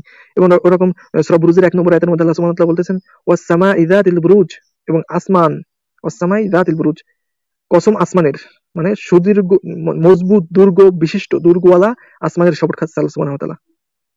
তো এই মজবুত দুর্গ বলতে কি, আসমান মজবুত দুর্গ কোথায়? তো আমরা বলি সেটা হলো আসমানের যে শেষ সীমানাটা রয়েছে, যেখানে পারমিশনের প্রয়োজন হয়, সেটাই হলো বুরুজ। আর এই বুরুজ এটা আসলে কি, এটা সুনির্দিষ্ট ব্যাখ্যা আমার মনে হয় কোনো স্কলাররাও আজ পর্যন্ত দিতে পারি নাই। আমি কিভাবে পারবো, আমি ছোট একটা মানুষ। তো এই বুরুজ সম্পর্কে কোরআনের মধ্যে স্বতন্ত্র একটা মানে সূরাও রয়েছে, সূরা বুরুজ, ওয়াস-সামাই যাতিল বুরুজ ওয়াল ইয়াউমিল মাউউদ, এই স্বতন্ত্র একটা সূরাই রয়েছে। সুতরাং এর গভীরতা আছে অনেক। যেরকম দেখেন, লোহা সম্পর্কে আল্লাহ সূরা নাযিল করেছে না, লোহার একটা গভীর জ্ঞান আছে, গভীরতা আছে। ঠিক সেভাবে বুরুজের একটা গভীর জ্ঞান রয়েছে। সেটা আমাদের দ্বারা উদ্ঘাটন করা সম্ভব কিনা সেটা আমরা জানি না ভালো। যাই হোক, তারপর এই আয়াতগুলো থেকে আকাশের একটা ক্লিয়ার ধারণা আমাদেরকে কিন্তু বুঝে আসে যে আকাশের শুরুটা কোথায় এবং আকাশের শেষটা কোথায়। আরো ক্লিয়ার ধারণা আসে একটা বিষয় থেকে, সেটা সূরা ফুরকানের 61 নম্বর আয়াত থেকে। সেখানে আল্লাহ সুবহানাহু ওয়া তাআলা বলতেছেন, তাবারাকাল্লাযী জাআলা ফিস সামাই বুরুজাও ওয়া জাআলা ফিহা সিরাজাও ওয়া কমারাম মুনীরা। বরকতময় সত্তা যিনি, জাআলা ফিস সামাই বুরুজা, যিনি আকাশে বানিয়েছেন বুরুজ মানে মজবুত দুর্গ, ওয়া জাআলা ফিহা সিরাজা, সেখানে বানিয়েছেন তিনি বিরাট একটা বাতি বা সূর্য যেটাকে বলা হয়, ওয়া কমারাম মুনীরা, এবং আলো দানকারী চন্দ্র বা চাঁদ। তো এখান থেকে একটা জিনিস বুঝে আসে আমাদের, সেটা হলো যিনি আসমা, স্পষ্ট কিন্তু আয়াতে বলা হচ্ছে, দেখেন যে ওই বরকতময় স্রষ্টা যিনি জাআলা ফিস সামাই, অর্থাৎ আকাশের মধ্যে, আকাশের মধ্যে তিনি বানিয়েছেন, কি বানিয়েছেন, বুরুজ, বুরুজাও ওয়া জাআলা, দেখেন একবার উপরের স্তর থেকে দেখেন রনক ভাই এটা বিষয়, সেটা উপরের স্তর থেকে দেখেন। প্রথম উপরের স্তরের কথা বলা হচ্ছে সেটা হলো বুরুজ, এর পরের স্তর বলা হচ্ছে সেটা হলো সূর্য, তারপরে স্তর বলা হচ্ছে সেটা হলো মুনির, চাঁদ। সুতরাং আমরা বুঝতে পারি যে এই তিনটা জিনিসই, এই তিনটা জিনিসই প্রথম আসমানের মধ্যে রয়েছে, এবং এর প্রথম স্তরটা রাখছে আল্লাহ সুবহানাহু ওয়া তাআলা বুরুজ মানে সব থেকে উপরে, তারপর একটু নিচে নিয়ে আছে সূর্য, তারপর একটু বোঝার সুবিধাতে নিয়ে আছে চাঁদ মানে সব থেকে কাছে যেটা। তো এগুলো থেকে আমরা স্পষ্ট বুঝতে পারি যে চাঁদটা হলো যে আকাশটা হলো মানে মানে অবশ্যই আকাশ আছে, এবং বিজ্ঞানের দৃষ্টিতে এবং আমাদের এই অসংখ্য আয়াত এবং অসংখ্য হাদিসের রেফারেন্স, আরো অনেক হাদিসের রেফারেন্স আছে। রনক ভাই একটা ভিডিও আমাকে দিয়েছিলেন, উনি একটা ভিডিও করেছেন আকাশ সম্পর্কে, ওখানে আমি অনেক কুলু খুঁজে পেয়েছি আসলে। ওগুলো নোট করে রাখা হয় নাই, যার কারণে আমি এখন বলতে পারতেছি না। সেখানে অনেক হাদিসের মধ্যে বলা হচ্ছে যে প্রথম আসমান থেকে দ্বিতীয় আসমানের দূরত্ব কত, প্রায় 500,000 বছর, এরকম না রনক ভাই? হ্যাঁ হ্যাঁ, ওটা 500 বছর। ওটা হ্যাঁ, বিভিন্ন পাঁচ হাদিসে, পাঁচ- যেমন হ্যাঁ হ্যাঁ, 500 মুজামুল বছর। কবির সাগর অনেক হাদিসে আছে। এছাড়াও আছে সহিহ ফাজাইল আমল নামে একটা হাদিস গ্রন্থ আছে, ওটার 8 নম্বর হাদিসে উল্লেখ আছে, মানে বিভিন্ন ওখানে রেফারেন্স উল্লেখ আছে ওই ভিডিওটাতে। হুম। হ্যাঁ, হ্যাঁ। পরবর্তীতে তারপর আপনি ভিডিওটা আরো মানে আরো একটা ওখানে, আরো একটা আরো একটা রেফারেন্স দিয়েছেন আপনি ওখানে, সেটা হ্যাঁ, মানে দিয়েছেন, যুক্তি দিয়েছেন, সেটা হলো ওই আকাশ, যদি প্রথম আকাশকে একটা আংটির মতো ধরি, বা এই যে হুম, বিরাট মানে ইসের মধ্যে, মরুভূমির মধ্যে একটা আংটি ফেলে রাখা হয়েছে, দ্বিতীয় হ্যাঁ হ্যাঁ দ্বিতীয় আসমানকে যদি আমরা ওটাকে দেখি, একটা ছোট্ট আংটির মতো মনে হবে প্রথম আসমানটাকে। তো এটা হ্যাঁ অনেক হ্যাঁ বিরাট বিরাট একটা স্থানের ব্যবধান রয়েছে, এবং যে মানে বছরটার কথা আপনি বললেন প্রায় 500 বছর বা 50,000 বছর, 50 হ্যাঁ। বললেন না ভাই?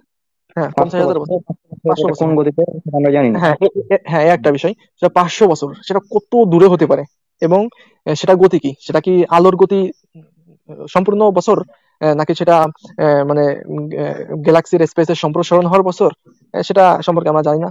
তবে এটা বুঝতে পারতেছি বিরাট একটা ব্যবধান। তো বিরাট যেখানে একটা ব্যবধান রয়েছে, তো সেখানে যে ছাদটা হবে, ছাদ আই মিন আমি আকাশের যে ছাদের কথা সেটা বুঝতে চাচ্ছি, যে ছাদটা হবে সেটাও তো এরকম বিরাট একটা ব্যবধানের মোটা দেয়াল হওয়ার কথা। তো আমাদের আয়াতগুলো থেকে এগুলো এটাই প্রমাণিত হয়, অবশ্যই আকাশ আছে। যারা দেখে না তারা জানে না। আকাশ যারা দেখে না তারা বিজ্ঞান বোঝে না। আকাশ যারা দেখে না তারা কোরআন বোঝে না। আকাশ যারা দেখে না তাদের আসলে জ্ঞানী নাই, আমি এটা মনে করি। যাই হোক ভাই, হুম। অনেক লম্বা সময় নিয়ে ফেললাম আপনার কাছ থেকে, ক্ষমা করবেন। এবার আপনি ইনশাল্লাহ বলেন বাকি। হ্যাঁ, এখানে এবার 1 নম্বর অভিযোগ, হুম, যে মিরাজের ঘটনা যেটা, সেটা হচ্ছে আরদা বিরাজ এর গল্প থেকে কপি করা, অর্থাৎ জোরাস্ট্রিয়ানিজম ধর্মের এক ব্যক্তির কথা বলা হচ্ছে যে সে ব্যক্তি থেকে এটা কপি করা হয়েছে। তো এ বিষয়ে আমার কাল কিছু তথ্য কালেকশন করেছি। হ্যাঁ, প্রথম কথা হচ্ছে আরদা বিরাজ হচ্ছে এমন এক ব্যক্তি যিনি রাতে আসমানে ভ্রমণ করে আসবেন, সেখানে তিনি সৃষ্টিকর্তার সঙ্গে দেখা করবেন, স্বর্গ নরক দেখে আসবেন ইত্যাদি বিভিন্ন কথা বলা হয়। হ্যাঁ, সাথে এটা বলা হয় এটা নাকি অনেক প্রাচীন কাহিনী। তবে মজার ব্যাপার হচ্ছে এগুলোর কোনো ঐতিহাসিক রেফারেন্স নেই। অর্থাৎ আরদা বিরাজ যে ব্যক্তি কে আসলে, তার জন্ম কখন, তার মৃত্যু কখন, সে কোন দেশে জন্মগ্রহণ করেছিল ইত্যাদি কোনো ঐতিহাসিক রেফারেন্স নাই। তারপর জোরাস্ট্রিজম ধর্মের ধর্মগ্রন্থে এক ব্যক্তি সম্পর্কে ভবিষ্যৎবাণী করা হয়েছে। এখানে আমি এত বড় লেখা এখন পড়বো না, তো মূল বিষয়টা পড়ছি যে whose name will be the victorious Saoshyant and whose name will be Astvat Ereta. হুম, এই যে আস্তাবেত আরেটা তার নাম, এখানে আমি বাংলাতে এখানে উল্লেখ করেছি যে তার নাম হবে সে হবে বিজয়ী, এবং সোসিয়ান্ত, এবং তার নাম হবে আস্তাবেত আরেটা। এটা আছে সেক্রেট বুক অফ ইস্ট, যেটা volume 23, Zendavesta part 2, Zendavesta part 2, Farvardin Yasht chapter 28 verse 129, এখানে আপনারা পেয়ে যাবেন, এখানে ফটো সহ দেওয়া আছে। যাদের প্রয়োজন তারা এখানে থেকে স্ক্রিনশট তুলে দেখতে পারেন। এখন আরদা বিরাজ সম্পর্কে উইকিপিডিয়াতে যেটা বলা হয়েছে যে আরদা বিরাজ মূলত ওই আস্তাবেদ আরেটা, তাকেই, সেই ব্যক্তিকেই পরবর্তী স্কলাররা আরদা বিরাজ বলে ডাকতো। ইনসাইক্লোপিডিয়া ইরানিকার তথ্য মতে এটাই পাওয়া যায় যে পরবর্তীতে স্কলার যারা রয়েছে তারা তাকে আরদা বিরাজ বলে ডাকতো, কিন্তু তার আসল নাম আস্তাবেদ আরেটা। এখন সোসিয়ান্থ মিন্স প্রাইজড ওয়ান, হ্যাঁ, অর্থাৎ যার, যদি আরবিতে আমরা ট্রান্সলেট করি তাহলে সেটার অনুবাদ হবে মোহাম্মদ সাল্লাল্লাহু আলাইহি সাল্লাম, অর্থাৎ যার মানে হচ্ছে প্রশংসিত ব্যক্তি। হুম। এখন যদি সোসিয়ান তার নাম যে উল্লেখ করা আছে এটাকে যদি আমরা ধরে নিই, তাহলে আরবিতে কনভার্ট করলে তার নামটা হবে কি মোহাম্মদ সাল্লাল্লাহু আলাইহি সাল্লাম। হ্যাঁ। আর আস্তাবেট আর এটা যেটা, এটাও আরবি নাকি, এটাও আছে কি সংস্কৃত as well, Zend means price. আচ্ছা। রনক ভাই, মাঝখানে একটু হ্যাঁ, আপনাকে থামিয়ে দিয়ে একটু করবেন। বলতেছি কেউ কি যুক্ত হওয়ার চেষ্টা করতেছে, এরকম আছে যে আপনি খেয়াল করেন নাই? যুক্ত হওয়ার চেষ্টা এ পর্যন্ত কেউ করেনি, কারণ এখানে কাউকে দেখতে পাচ্ছি না আমি। আহ, এই হুম। মাত্র আমাকে সে আপনার প্রশ্ন করতেছে, ঠিক আছে, এই মাত্র প্রশ্ন করেছে একজন এসএমএস করে আপনার এই সম্পর্কে। ও মহেনের ওই ঘটনাটা আমি বলতেছি যুক্ত হন, তাই সেজন্য বললাম আর কি। যাক, সামনে ওটা আলোচনা হবে না, তারপর বলেন, এটাকে হুম। শেষ করেন। আচ্ছা, তো এটা হচ্ছে মূল যে জেন্দ, যার অর্থ হচ্ছে আসতে হবে তার, এটা অর্থ মূলত প্রশংসা করা। আপনার স্ক্রিনে দেখতেই পাচ্ছেন। আমি বেশি বলবো না কারণ এটা অনেক টাইম লেগে যাবে। তাহলে আমরা স্পষ্ট হলাম যে আরদা বিরাজ বা আস্তাবে তার, এটা যেটাই বলুন না কেন, এই ব্যক্তি আর কেউ নয় বরং আমাদের মোহাম্মদ সাল্লাল্লাহু আলাইহি সাল্লাম, কারণ জুরাস্ট্রিয়াম ধর্মে তার ব্যাপারে ভবিষ্যৎবাণী করা হয়েছে। এখন আমি বলবো যে এটা হতে পারে মোহাম্মদ সাল্লাল্লাহু আলাইহি সাল্লাম অথবা আরদা বিরাজের গল্প সাজানো হয়েছে মোহাম্মদ সাল্লাল্লাহু আলাইহি সাল্লামের মিরাজ থেকে কপি করা। এটা কেন বললাম, মানে আমি কিন্তু এই বিষয়টা ঘুরিয়ে দিলাম। তারা অভিযোগ করেছে কি যে আরদা বিরাজ থেকে মোহাম্মদ সাল্লাল্লাহু আলাইহি সাল্লাম মিরাজের ঘটনা কপি করেছে, কিন্তু মূলত মূল ঘটনা এটা না। মূল ঘটনা হচ্ছে যে মোহাম্মদ সাল্লাল্লাহু আলাইহি সাল্লাম মিরাজ থেকেই এই ঘটনাকে কপি করা হয়েছে। এটা কেন বললাম, এটা বলার কারণ আরদা বিরাজ নামা যে বইটি রয়েছে, এই বইটি নবম থেকে দশম শতাব্দীর, অর্থাৎ মোহাম্মদ সাল্লাল্লাহু আলাইহি সাল্লাম এর মৃত্যুর বা জন্মের প্রায় 400 বছর পরেই বইটি লেখা হয়েছে। এখানে উইকিপিডিয়া থেকে আপনারা রেফারেন্স দেখতে পাচ্ছেন। হুম। এখন এমনকি এমনকি হ্যাঁ, এই বইটা, একটু মাঝখানে বলি ভাই, এমনকি এই বইটা আপনি এই পৃথিবীর কোনো পাঠাগারে, বিশ্বের কোনো হ্যাঁ, পাঠাগারে আপনি এই পুরনো কোনো লেখা দেখাতে পারবেন না। যদি দেখাতে পারেন সেদিন আমরা বিশ্বাস করব যে হ্যাঁ, নবী কপি করেছে। এটা একটা চ্যালেঞ্জ থাকলো আমাদের পক্ষ থেকে। হ্যাঁ। হ্যাঁ, এবার এখানে আমি কয়েকটি প্রশ্ন করেছি যে আমি প্রমাণ করেছি আরদা বিরাজ সম্পর্কে। হ্যাঁ, রনক ভাই। হুম, হুম। আচ্ছা, আমার নেটে একটু সমস্যা হচ্ছিল। আচ্ছা, ঠিক আছে। হ্যাঁ, হ্যাঁ, হ্যাঁ, এবার শোনা যাচ্ছে, বলুন। শোনা যাচ্ছে। হ্যাঁ, হ্যাঁ, হ্যাঁ, আচ্ছা, মাঝখানে একটু বলি। আসলে একটা অনেক গুরুত্বপূর্ণ একটা আলোচনা হচ্ছে। নাস্তিকরা যে প্রশ্নগুলো করে, মোজাম্মেল হক এই প্রশ্নটাই করছে কিছুদিন আগে দেখছি, এই আরদা ভেরাত সম্পর্কে। খুবই গুরুত্বপূর্ণ একটা বিষয়, আপনারা নিজেরাও গুরুত্ব সহকারে শোনেন এবং অন্যের কাছে শেয়ার করে আমাদের বিষয়টা পৌঁছে দেন। হ্যাঁ, যাই হোক, তারপর হ্যাঁ। ভাই। তাহলে এখানে একটি বিষয় প্রমাণ হলো যে এটা হচ্ছে যে মোহাম্মদ সাল্লাল্লাহু আলাইহি সাল্লামের জন্মের প্রায় 400 বছর পরে লেখা হয়েছে গ্রন্থটা। হ্যাঁ, তাহলে আমার কিছু প্রশ্ন এখন করে দিই, তাহলে বুঝতে পারবেন বিষয়টা। যে আমি প্রমাণ করলাম আরদা বিরাজ সম্পর্কে জুরাস্ট্রিয়াম ধর্মে তার ব্যাপারে ভবিষ্যৎবাণী করা হয়েছে, এবং তিনি আর কেউ নন, তিনি হচ্ছেন মোহাম্মদ সাল্লাল্লাহু আলাইহি সাল্লাম, যেটা আমরা জেন আবিস্তা থেকে দেখালাম রেফারেন্স সহ। এখন প্রশ্ন নাম্বার 1, আরদা বিরাজ এই ব্যক্তিকে ইতিহাসে তার প্রমাণ কি, অর্থাৎ আপনি দেখাবেন তার জন্মসাল, মৃত্যুসাল, কোন জায়গায় জন্মগ্রহণ করেছে, তার বাবার নাম কি, ইত্যাদি যে ঐতিহাসিক রেফারেন্স এটা আপনি দেখাবেন যারা দাবি করে। প্রশ্ন নাম্বার 2, আচ্ছা আমি প্রমাণ করেছি আরদা বিরাজনামা এটা লিখিত হয়েছে নবম থেকে দশম শতাব্দীতে, অর্থাৎ মোহাম্মদ সাল্লাল্লাহু আলাইহি সাল্লামের মৃত্যুর 400 বছর পরে। এখন আপনি এর একটি ম্যানুস্ক্রিপ্ট দিন যে মোহাম্মদ সাল্লাল্লাহু আলাইহি সাল্লামের জন্মের আগে লেখা হয়েছিল। বেশি লাগবে না, জাস্ট একটাই আপনি প্রমাণ করবেন যে এটা লেখা হয়েছিল মোহাম্মদ সাল্লাল্লাহু আলাইহি সাল্লামের জন্মের প্রায় এত বছর আগে। এটা দিতে হবে। প্রশ্ন নাম্বার 3, যে যে বই লেখা হলো মোহাম্মদ সাল্লাল্লাহু আলাইহি সাল্লামের মৃত্যুরও প্রায় 400 বছর পরে, সেই বই থেকে কিভাবে তিনি কপি করলেন?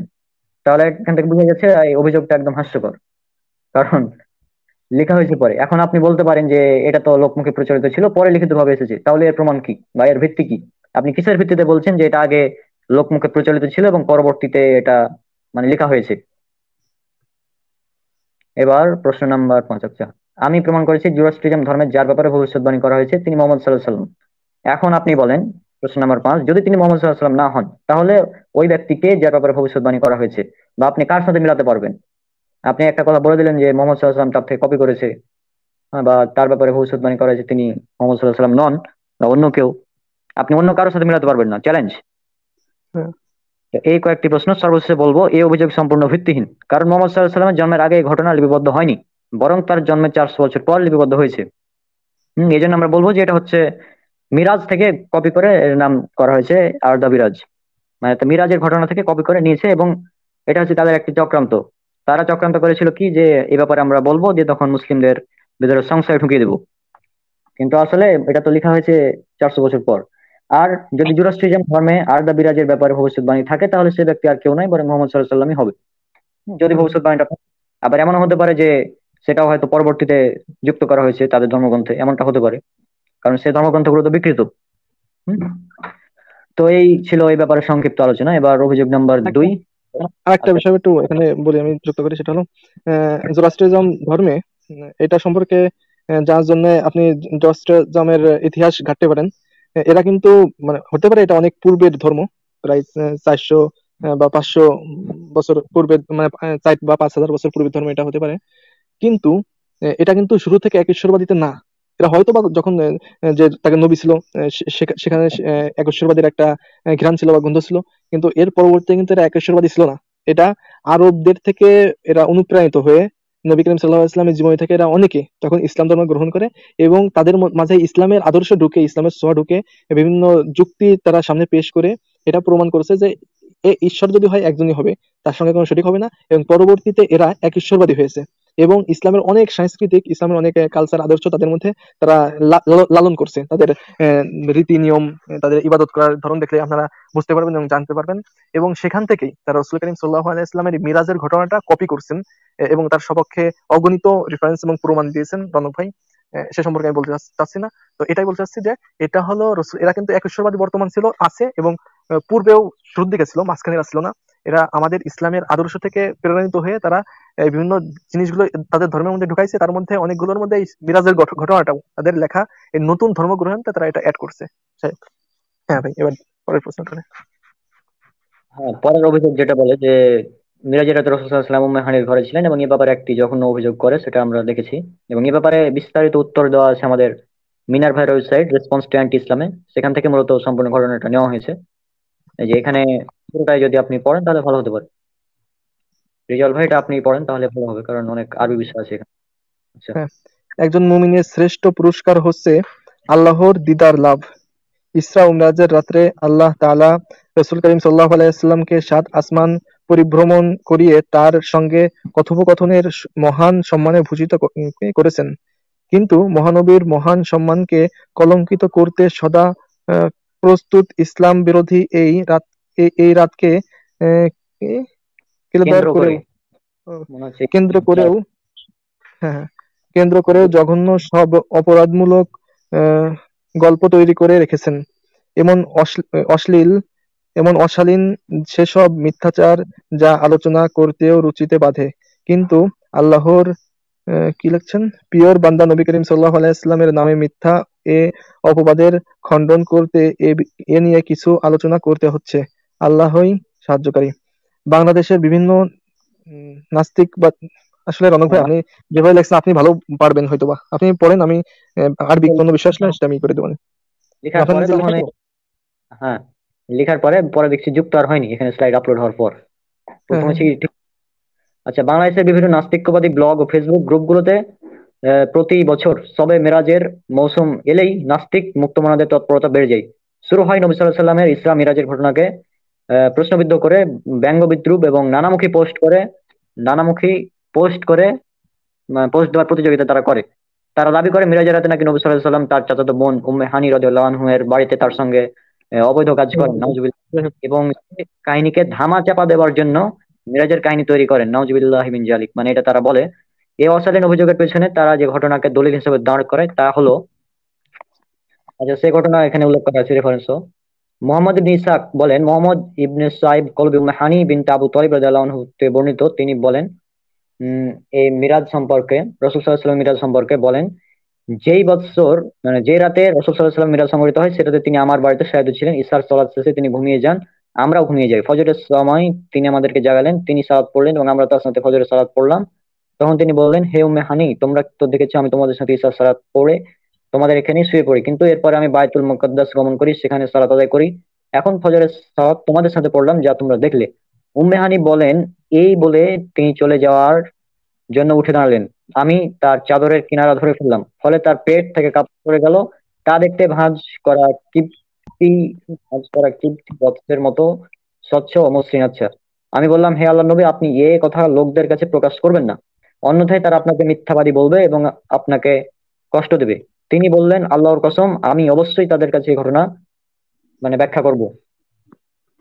তখন আমি তার এক হাবসি দাসীকে বললাম, বসে আছো কেন? জলদি রাসূল সাল্লাল্লাহু আলাইহি ওয়াসাল্লাম এর সঙ্গে যাও, তিনি লোকদের কি বলেন তা শোনো আর দেখো তারা কি মন্তব্য করে। এটা তাফসীর ইবনে কাসির 6ষ্ঠ খণ্ড, ইসলামিক ফাউন্ডেশন এবং সূরা বনী ইসরাইলের 1 নম্বর তাফসীরের পৃষ্ঠা 251, মূল আরবি 5ম খণ্ড 40 পৃষ্ঠা, এবং সিরাতুন নবী সাল্লাল্লাহু আলাইহি ওয়াসাল্লামের ইবনে হিসাম 2য় খণ্ড, ইসলামিক ফাউন্ডেশন, পৃষ্ঠা 76 এ উল্লেখ করা আছে ঘটনা। এখন এই ঘটনা আবার মুসনাদ আবু ইয়ালা থেকে অনুরূপ রিওয়ায়াত রয়েছে, যেমন ইবনে কাসির রিওয়ায়াতটি ইমাম তাবারানী রাদিয়াল্লাহু আনহু নাকি ইমাম তাবারানী রাহিমাহুল্লাহ এর মুজামুল কবিরও আছে। আমরা দেখলাম যে মিরাজের রাতে রাসূল সাল্লাল্লাহু আলাইহি ওয়াসাল্লাম তার চাচাতো বোন উম্মে হানি রাদিয়াল্লাহু আনহার বাড়িতে ছিলেন বলে কিছু বর্ণনা আছে। অন্যান্য ইতিহাস ও সিরাত গ্রন্থগুলোতে মূলত এই উৎসগুলোর বর্ণনা উল্লেখ আছে। ইসলাম বিরোধীদের আলোচ্য আচ্ছা অপকর্মের রনক ভাই, বলবো, হ্যাঁ। রনক রনক ভাই বলতেছি, এটা পুরোটা পড়তে অনেক সময় প্রয়োজন। আপনি মূল মূল বিষয়গুলো একটু আমি যে প্রশ্নের উত্তর এগুলো একটু বলে দিলে। আচ্ছা, আমি শুধু মূল বিষয়গুলো উল্লেখ করবো, আর আপনার তো স্ক্রিনে দেখতেই পাচ্ছেন। হ্যাঁ হ্যাঁ হ্যাঁ, মূল বিষয়গুলো উল্লেখ করেন, এটা ভালো হবে না? প্রথম কথা যে একটি বিবরণ প্রথমে আমরা পড়লাম, তাহলে এই বিবরণের যে আমরা যাচাই বাছাই করতে হবে এটা নির্ভরযোগ্য কিনা, এটা সহি কি জয়ীফ, এই বিষয়টা আমাদের দেখতে হবে। হুম। তো মূলত এই কথা হচ্ছে, এই বর্ণনাটি মোটেও সহি নয়। এর তাহাকে ওইখানে উল্লেখ করা আছে, তাফসীর ইবনে কাসির 6ষ্ঠ খণ্ড, ইসলামিক ফাউন্ডেশন। এখানে রেফারেন্স আপনারা দেখতে পাচ্ছেন, পরবর্তীতে আসবে, সমস্যা নেই। এই যে এখানে ফটো সহ দিয়ে দিয়েছি, এখানে উল্লেখ করা আছে একদম। এখানে দেখলে আপনারা বুঝতে পারবেন যে মুহাদ্দিসগণের নিকট এক কলবি নামক একজন রাবী আছে, তিনি মুহাদ্দিসগণের নিকট বর্জিত। হুম। এখানে আরবিটাও রয়েছে। তাহকিক যদি আপনারা দেখতে চান, ভিডিও পজ করে পরবর্তীতে স্ক্রিনশট নিয়ে জুম করে দেখে নেবেন। অর্থাৎ মূলত আমি যেটা বলতে চাচ্ছি, তাহকিক যেটা, এই ঘটনার সম্পূর্ণ জয়ীফ, কোনো সহি না, সঠিক নয়। হ্যাঁ। অর্থাৎ শুধু শুধু শুধু ভাই বলি, শুধু জয়ীফ না, এটাকে স্বয়ং অনেকেই এটাকে যদি রেফারেন্স আন দিব, এখানে অনেকে এটাকে ডাইরেক্ট একদম জাল বলছে, একদম হ্যাঁ, বানোয়াট। তার অনেকগুলো কারণও আছে, এখন ভাই বলবে, আমি একটা কারণ বলি। এটা জাল হওয়ার সব থেকে বড় কারণ হলো উম্মে হানি তিনি ইসলাম ধর্ম কবে গ্রহণ করেছেন। হ্যাঁ, আহ, আমরা সবাই ইতিহাস শাস্ত্র থেকে সবাই জানতে পারি যে রাসূল করিম সাল্লাল্লাহু আলাইহি ওয়াসাল্লাম যখন মদিনা থেকে মক্কাতে আসলেন, মক্কা জয় করলেন, তখন মক্কা জয়ের সময় তখন উম্মে হানি ইসলাম ধর্ম গ্রহণ করেছিলেন। কিন্তু মিরাজ সংঘটিত হয়েছিল হিজরতের পূর্বে, মক্কা যখন রাসূল করিম সাল্লাল্লাহু আলাইহি ওয়াসাল্লাম ছিলেন তখন। তো রাসূল করিম সাল্লাল্লাহু আলাইহি ওয়াসাল্লাম তখন মিরাজ করেছিলেন, এবং এই হাদিসের মধ্যে বলা হচ্ছে যে উম্মে হানি বলতেছে যে আমাদেরকে সাথে নিয়ে আল্লাহ রাসূল সাল্লাল্লাহু আলাইহি ওয়াসাল্লাম নামাজ পড়লেন, উম্মে হানি সে নিজেও নামাজ পড়ছে। অথচ এটা সর্বজন স্বীকৃত এবং এটা বিশুদ্ধ অসংখ্য রিওয়ায়াতের দ্বারা প্রমাণিত যে রাসূল করিম সাল্লাল্লাহু আলাইহি ওয়াসাল্লাম যখন যে উম্মে হানি রাদিয়াল্লাহু তাআলা আনহা, তিনি ইসলাম ধর্ম গ্রহণ করেছিলেন মক্কা বিজয়ের সময় বা মক্কা বিজয়ের দিন। কিন্তু এখানে বলা হচ্ছে যে তিনি মিরাজের রাত্রে রাসূল তার বাসায় থেকে তার সঙ্গে নামাজ পড়ছে। কিভাবে সম্ভব? একজন মানুষ ইসলামিক ধর্ম গ্রহণ করেনি, সেখানে তার সাথে নামাজ কিভাবে পড়বে? তো এটা, এই বর্ণনাটা সম্পূর্ণ একটা জাল এবং আহ, বানোয়াট একটা ঘটনা। যাই হোক, তারপর রণক ভাই আলোচনা করেন। হ্যাঁ। অর্থাৎ এখানে আমরা বুঝলাম যে মিরাজের রাতে রাসূল সাল্লাল্লাহু আলাইহি ওয়াসাল্লাম উম্মে বাড়িতে ছিলেন, এবং যতগুলো বিবরণ আছে সেগুলো বিশুদ্ধ সনদে বর্ণিত নয়, জাল বর্ণনাগুলো, এক কথায় যেটা বললেন মুজাহিদ ভাই। হ্যাঁ তাছাড়া জি জি। এখানে অন্যান্য বিশুদ্ধ বর্ণনার সাথে সাংঘর্ষিক।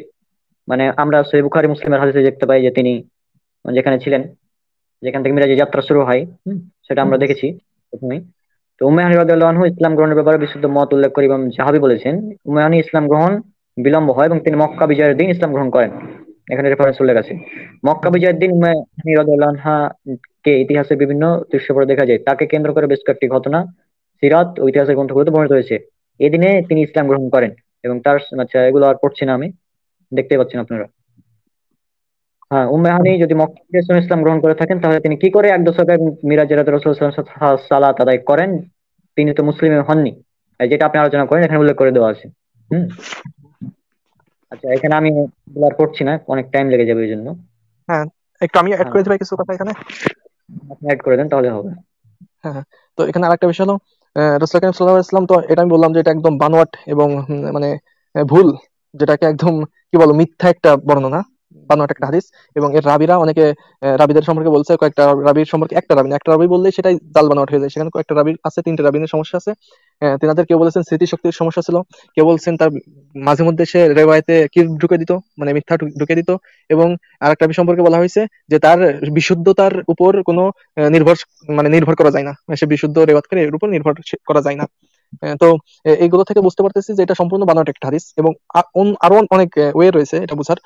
যেরকম দেখেন, অন্য অন্য হাদিসে বিশুদ্ধ বর্ণনায় বুখারীর মধ্যে আল্লাহ রাসূল সাল্লাল্লাহু আলাইহি ওয়াসাল্লাম মিরাজের ঘটনায় বলা হচ্ছে যে রাসূল কারীম সাল্লাল্লাহু আলাইহি ওয়াসাল্লাম তখন মসজিদে আকসায় যখন তিনি গিয়েছিলেন মিরাজের রাত্রে, তিনি হেরেমের মধ্যে শুয়েছিলেন, মানে মক্কার কাবা ঘরের পাশে, হেরেমের পাশে তিনি শুয়েছিলেন, অনেক হাদিসে এটা বলা হচ্ছে। অথচ উম্মে হানির একটা রিওয়ায়াত থেকে শুধুমাত্র বোঝা যাচ্ছে যে এখানে রাসূল সাল্লাল্লাহু আলাইহি ওয়াসাল্লাম তার ঘরে শুয়েছিলেন। হ্যাঁ, অথচ বিশুদ্ধ হাদিস, মানে যেখানে জয়ীফ হাদিস, দুর্বল বানোয়াট হাদিস, আর এক জায়গায় হচ্ছে সহিহ হাদিস। তাহলে বলেন, এটা এখানে তো একটা মানে পাগল মানুষও বুঝতে পারে যে কোনটা গ্রহণযোগ্য। এটা এই চোখ বুঝেই বুঝতে পারতেছি যে সহিহ হাদিসটা গ্রহণযোগ্য, ওনার ওটা পরিত্যক্ত, বাদ। তার অনেক কারণ আছে, আরো বহু কারণ আছে, সংক্ষেপে বলতেছি। তারপর দেখেন, এটা মানে এটা তো বানোয়াট, সেটা একটা দিক গেল। তারপর আরেকটা বিষয় হলো, আহ, যদি আমি মেনে নিই কিছু সময়ের জন্য যে ওটা না সহিহ হাদিস, কিছু সময়ের জন্য মেনে নিলাম যে এটা সহিহ হাদিস, তাহলে দেখেন, প্রথম তো কথা, আমরা জানি যে উম্মে হানি রাদিয়াল্লাহু তাআলা আনহা তিনি আবু তালেবের কন্যা ছিলেন। মানে ছোটবেলা থেকে, ছোটকাল থেকে তিনি তার নিজের মানে মোহাম্মদ সাল্লাল্লাহু আলাইহি ওয়াসাল্লামের সাথে ছোটকাল থেকে লালিত পালিত হয়েছেন। কেমন যেন ছোটকাল থেকে দেখেন, যদি আমরা মানে একসাথে সাথে ছোটকাল থেকে লালিত পালিত হয়ে একদম বোনের মতনই হয়ে যায়, ভাইয়ের মতো হয়ে যায়। তিনটা ছিলেন ভাই বোনের মতো। দেখেন, সেটা একটা গল্প কথা বলি। সেটা হলো, মনে করেন আপনি ছোটকাল থেকে আপনার চাচাতো বোনের সাথে, একটা লোক যে একটু হতে পারে সেটা, একটা লোক ছোটকাল থেকে তার চাচাতো বোনের সঙ্গে সে লালিত পালিত হয়েছে। হওয়ার পরে সেখানে আহ, সে হঠাৎ করে আপনি আপনার চাচাতো বোনের বাসায় গেছেন অনেকদিন পরে, হঠাৎ করে যার পরে সেখানে আপনি সেখানে বোনের সাথে, সেখানে তাদের বাড়ি আরো অনেকেই ছিল। যেরকম ওই হাদিসের মধ্যে বলা হচ্ছে যে ফাসল্লা রাসূলুল্লাহ সাল্লাল্লাহু আলাইহি ওয়াসাল্লাম মানা ফাসল্লাইনা, ঠিক আছে, ফাসল্লাইনা সাল্লাহ, যে তিনি নিজে নামাজ পড়েছেন আমাদেরকে সাথে নিয়ে, এবং তিনি পড়ছেন মানে আমাদেরকে সাথে নিয়ে। এটা দ্বারা কি বোঝাচ্ছে? এটা দ্বারা তো এটাই বোঝাচ্ছে যে আমাদের সাথে নিয়ে, অর্থাৎ ঘরে আরো অনেক লোক ছিল, মানে উম্মে হানির ঘরে আরো অনেক লোক ছিল এবং রসুল ছিল, একসাথে থেকে আমরা নামাজ পড়ছি। তো দেখেন, একটা স্বাভাবিক বিষয়, আপনি আপনার চাচতো বোনের বাড়িতে ঘুরতে গেছেন, যে একটা থেকে আছেন, আপনার অনেক চাচতো বোনের অনেক শ্বশুর শাশুড়ি অনেক লোক আছে। আপনার ভাই একটা সুস্থ মানুষের বিবেকে কখন এই মাথায় মাথায় কখন আসবে যে সে যে ওখানে এত বছর পরে যে ওর নাউজুবিল্লাহর বোনের সঙ্গে যে খারাপ কাজে লিপ্ত হয়েছে, কখনো এই জিনিসটা কখনো মাথায় আসবে? কখনোই আসবে না। তো এটা সুস্থ মানুষের কখনো আসবে না। যারা অসুস্থ নাস্তিক তাদের কথা ভিন্ন। অথচ তারা এখানে কি লাগিয়ে দিল হুমায়ুনের সম্পর্কে। দেখেন, তখন যখন রসুল করিম সাল্লাল্লাহু আলাইহি ওয়াসাল্লাম মানে রসুল করিম সাল্লাল্লাহু আলাইহি ওয়াসাল্লাম যখন মিরাজ করছিলেন, যখন এই ঘটনাটা ঘটছিল, পৃথিবীতে একটা রিওয়ায়াত বা একটা ইতিহাসের পৃষ্ঠাতে আপনি দেখাতে পারবেন না যে তখন কোনো মুশরিক, কোনো কাফের, বেঈমান, কোনো মুনাফিক এই কথা বলছে যে রসুল মিরাজ না করে এই রাত্রে অমুক জায়গা ছিল। কেউ এই কথাটা বলে নাই। কারণ সকলেই জানতো রসুল ওই রাত্রে উম্মে হানির বাড়িতে না, বরং ওই রাত্রে তিনি আহ, মানে এসের মধ্যে, কাবার মানে হেরেম শরীফের মধ্যেই তিনি ছিলেন। এটা সকলেই জানতো, যার কারণে এই কথাটা কেউ বলে নাই। কিন্তু বর্তমান কিছু বঙ্গ কি বলবো, ন্যাস্টিক, নাস্তিক না ন্যাস্টিক, এই কিছু ন্যাস্টিক এসে এখানে এই কথা লাগিয়ে দিল। হ্যাঁ, আর একটা বিষয় হলো, আমি আজকে ফেসবুকে একটা পোস্ট করেছে একজন, দেখি সেখানে সে লিখছে যে মিরাজে কি হয়েছিল কেউ না জানুক, সেটা জানে উম্মে হানি, না এরকম কি একটা ভালো মিল দিয়ে লিখছে উনি।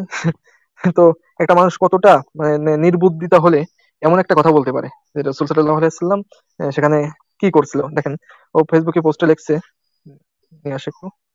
ও ফেসবুকে লিখছে, মিরাজ নামে চাপাবাজি কিসসা কাহিনী, মিরাজের ভেদ জানে উম্মে হানি। বুঝতে পারছেন না? মিরাজ নামে চাপাবাজি কিসসা কাহিনী, মিরাজের ভেদ জানে উম্মে হানি। কাদের মোল্লা সে লিখছে। তো এদের কি বলবো, নিতে হবে না, সবাই জানে। আমি ওনারা লিঙ্ক দিচ্ছি, দিয়ে বলতে আছেন যুক্ত হন, হয়ে একটু আসেন, আলোচনা করে এই বিষয়ে। ওর কাছে আপনাকে আপনার যুক্তি আলোচনা করা লাগবে না, সবাই জানে এই বিষয়ে। কি জানে? সবাই কি জানে? এই হাদিসটার মধ্যে কোথাও এই কথা বলা হয়েছে? সেটাই তো, মানে একমাত্র যারা মানে, উম্মেহানি, উম্মেহানি হ্যাঁ, কি জানে? উম্মেহানি কি জানে? উম্মেহানি সুন্দর সুস্থ ভাবে একটা বর্ণনা করেছে, আমি ধরে নিলাম সেটা আহ, মানে শুদ্ধ ধরে নিলাম, তিনি সুস্থ ভাবে একটা বর্ণনা করেছেন। কিন্তু অসুস্থ ভাবে, এই অসুস্থ দিমাগের অধিকারীরা অসুস্থ ভাবে কেন নিচ্ছে? রাসূল কারীম সেটাই তো। সাল্লাল্লাহু আলাইহি ওয়াসাল্লাম সুস্থ ভাবে সুস্থভাবে মেহেদিটা বর্ণনা করতেছেন। তিনি আমার বাসায় ছিলেন সেদিন রাত্রে, তিনি শুয়ে পড়ছেন। তিনি নামাজ পড়লেন, ঈশান নামাজ, আমাদেরকে সাথে নিয়ে নামাজ পড়লেন, মানে ঘরে আরো অনেকে ছিল, আমাদেরকে সাথে নিয়ে নামাজ পড়লেন। নামাজ পড়ার পরে তিনি সেখানে ঘুমিয়ে পড়লেন, এবং সকালবেলা তিনি উঠলেন, উঠে বললেন ঘটনা এই ঘটনা। আমি বললাম, হে আল্লাহ রসুল, আপনি এই গল্পগুলো বাইরে প্রকাশ করেন না, তাহলে ওরা এটা বিশ্বাস করবে না এবং আপনাকে কষ্ট দিবে। তখন তিনি তার মানে কৃতদাস, তার বাদী ছিল একটা উমাহানির, বাদীরা বলতেছে যে যাও বাদী, তুমি যাও, মোহাম্মদ দেখো কি করে, সাল্লাল্লাহু আলাইহি ওয়াসাল্লাম, দেখো তিনি কি করে, তাকে কি কেউ কষ্ট দেয় কিনা, সে কি বলতেছে সমাজকে। হ্যাঁ, তো এখান থেকে বুঝতে পারি সেখানে একজন কৃতদাস ছিল, স্পষ্ট বলা হচ্ছে। তারপরে এই অসুস্থ দিমাগের অধিকারীরা কত নোংরা, এবং যাদের মানে যাদের সেক্স প্রায় যাদের পেশা, ঠিক আছে, হম।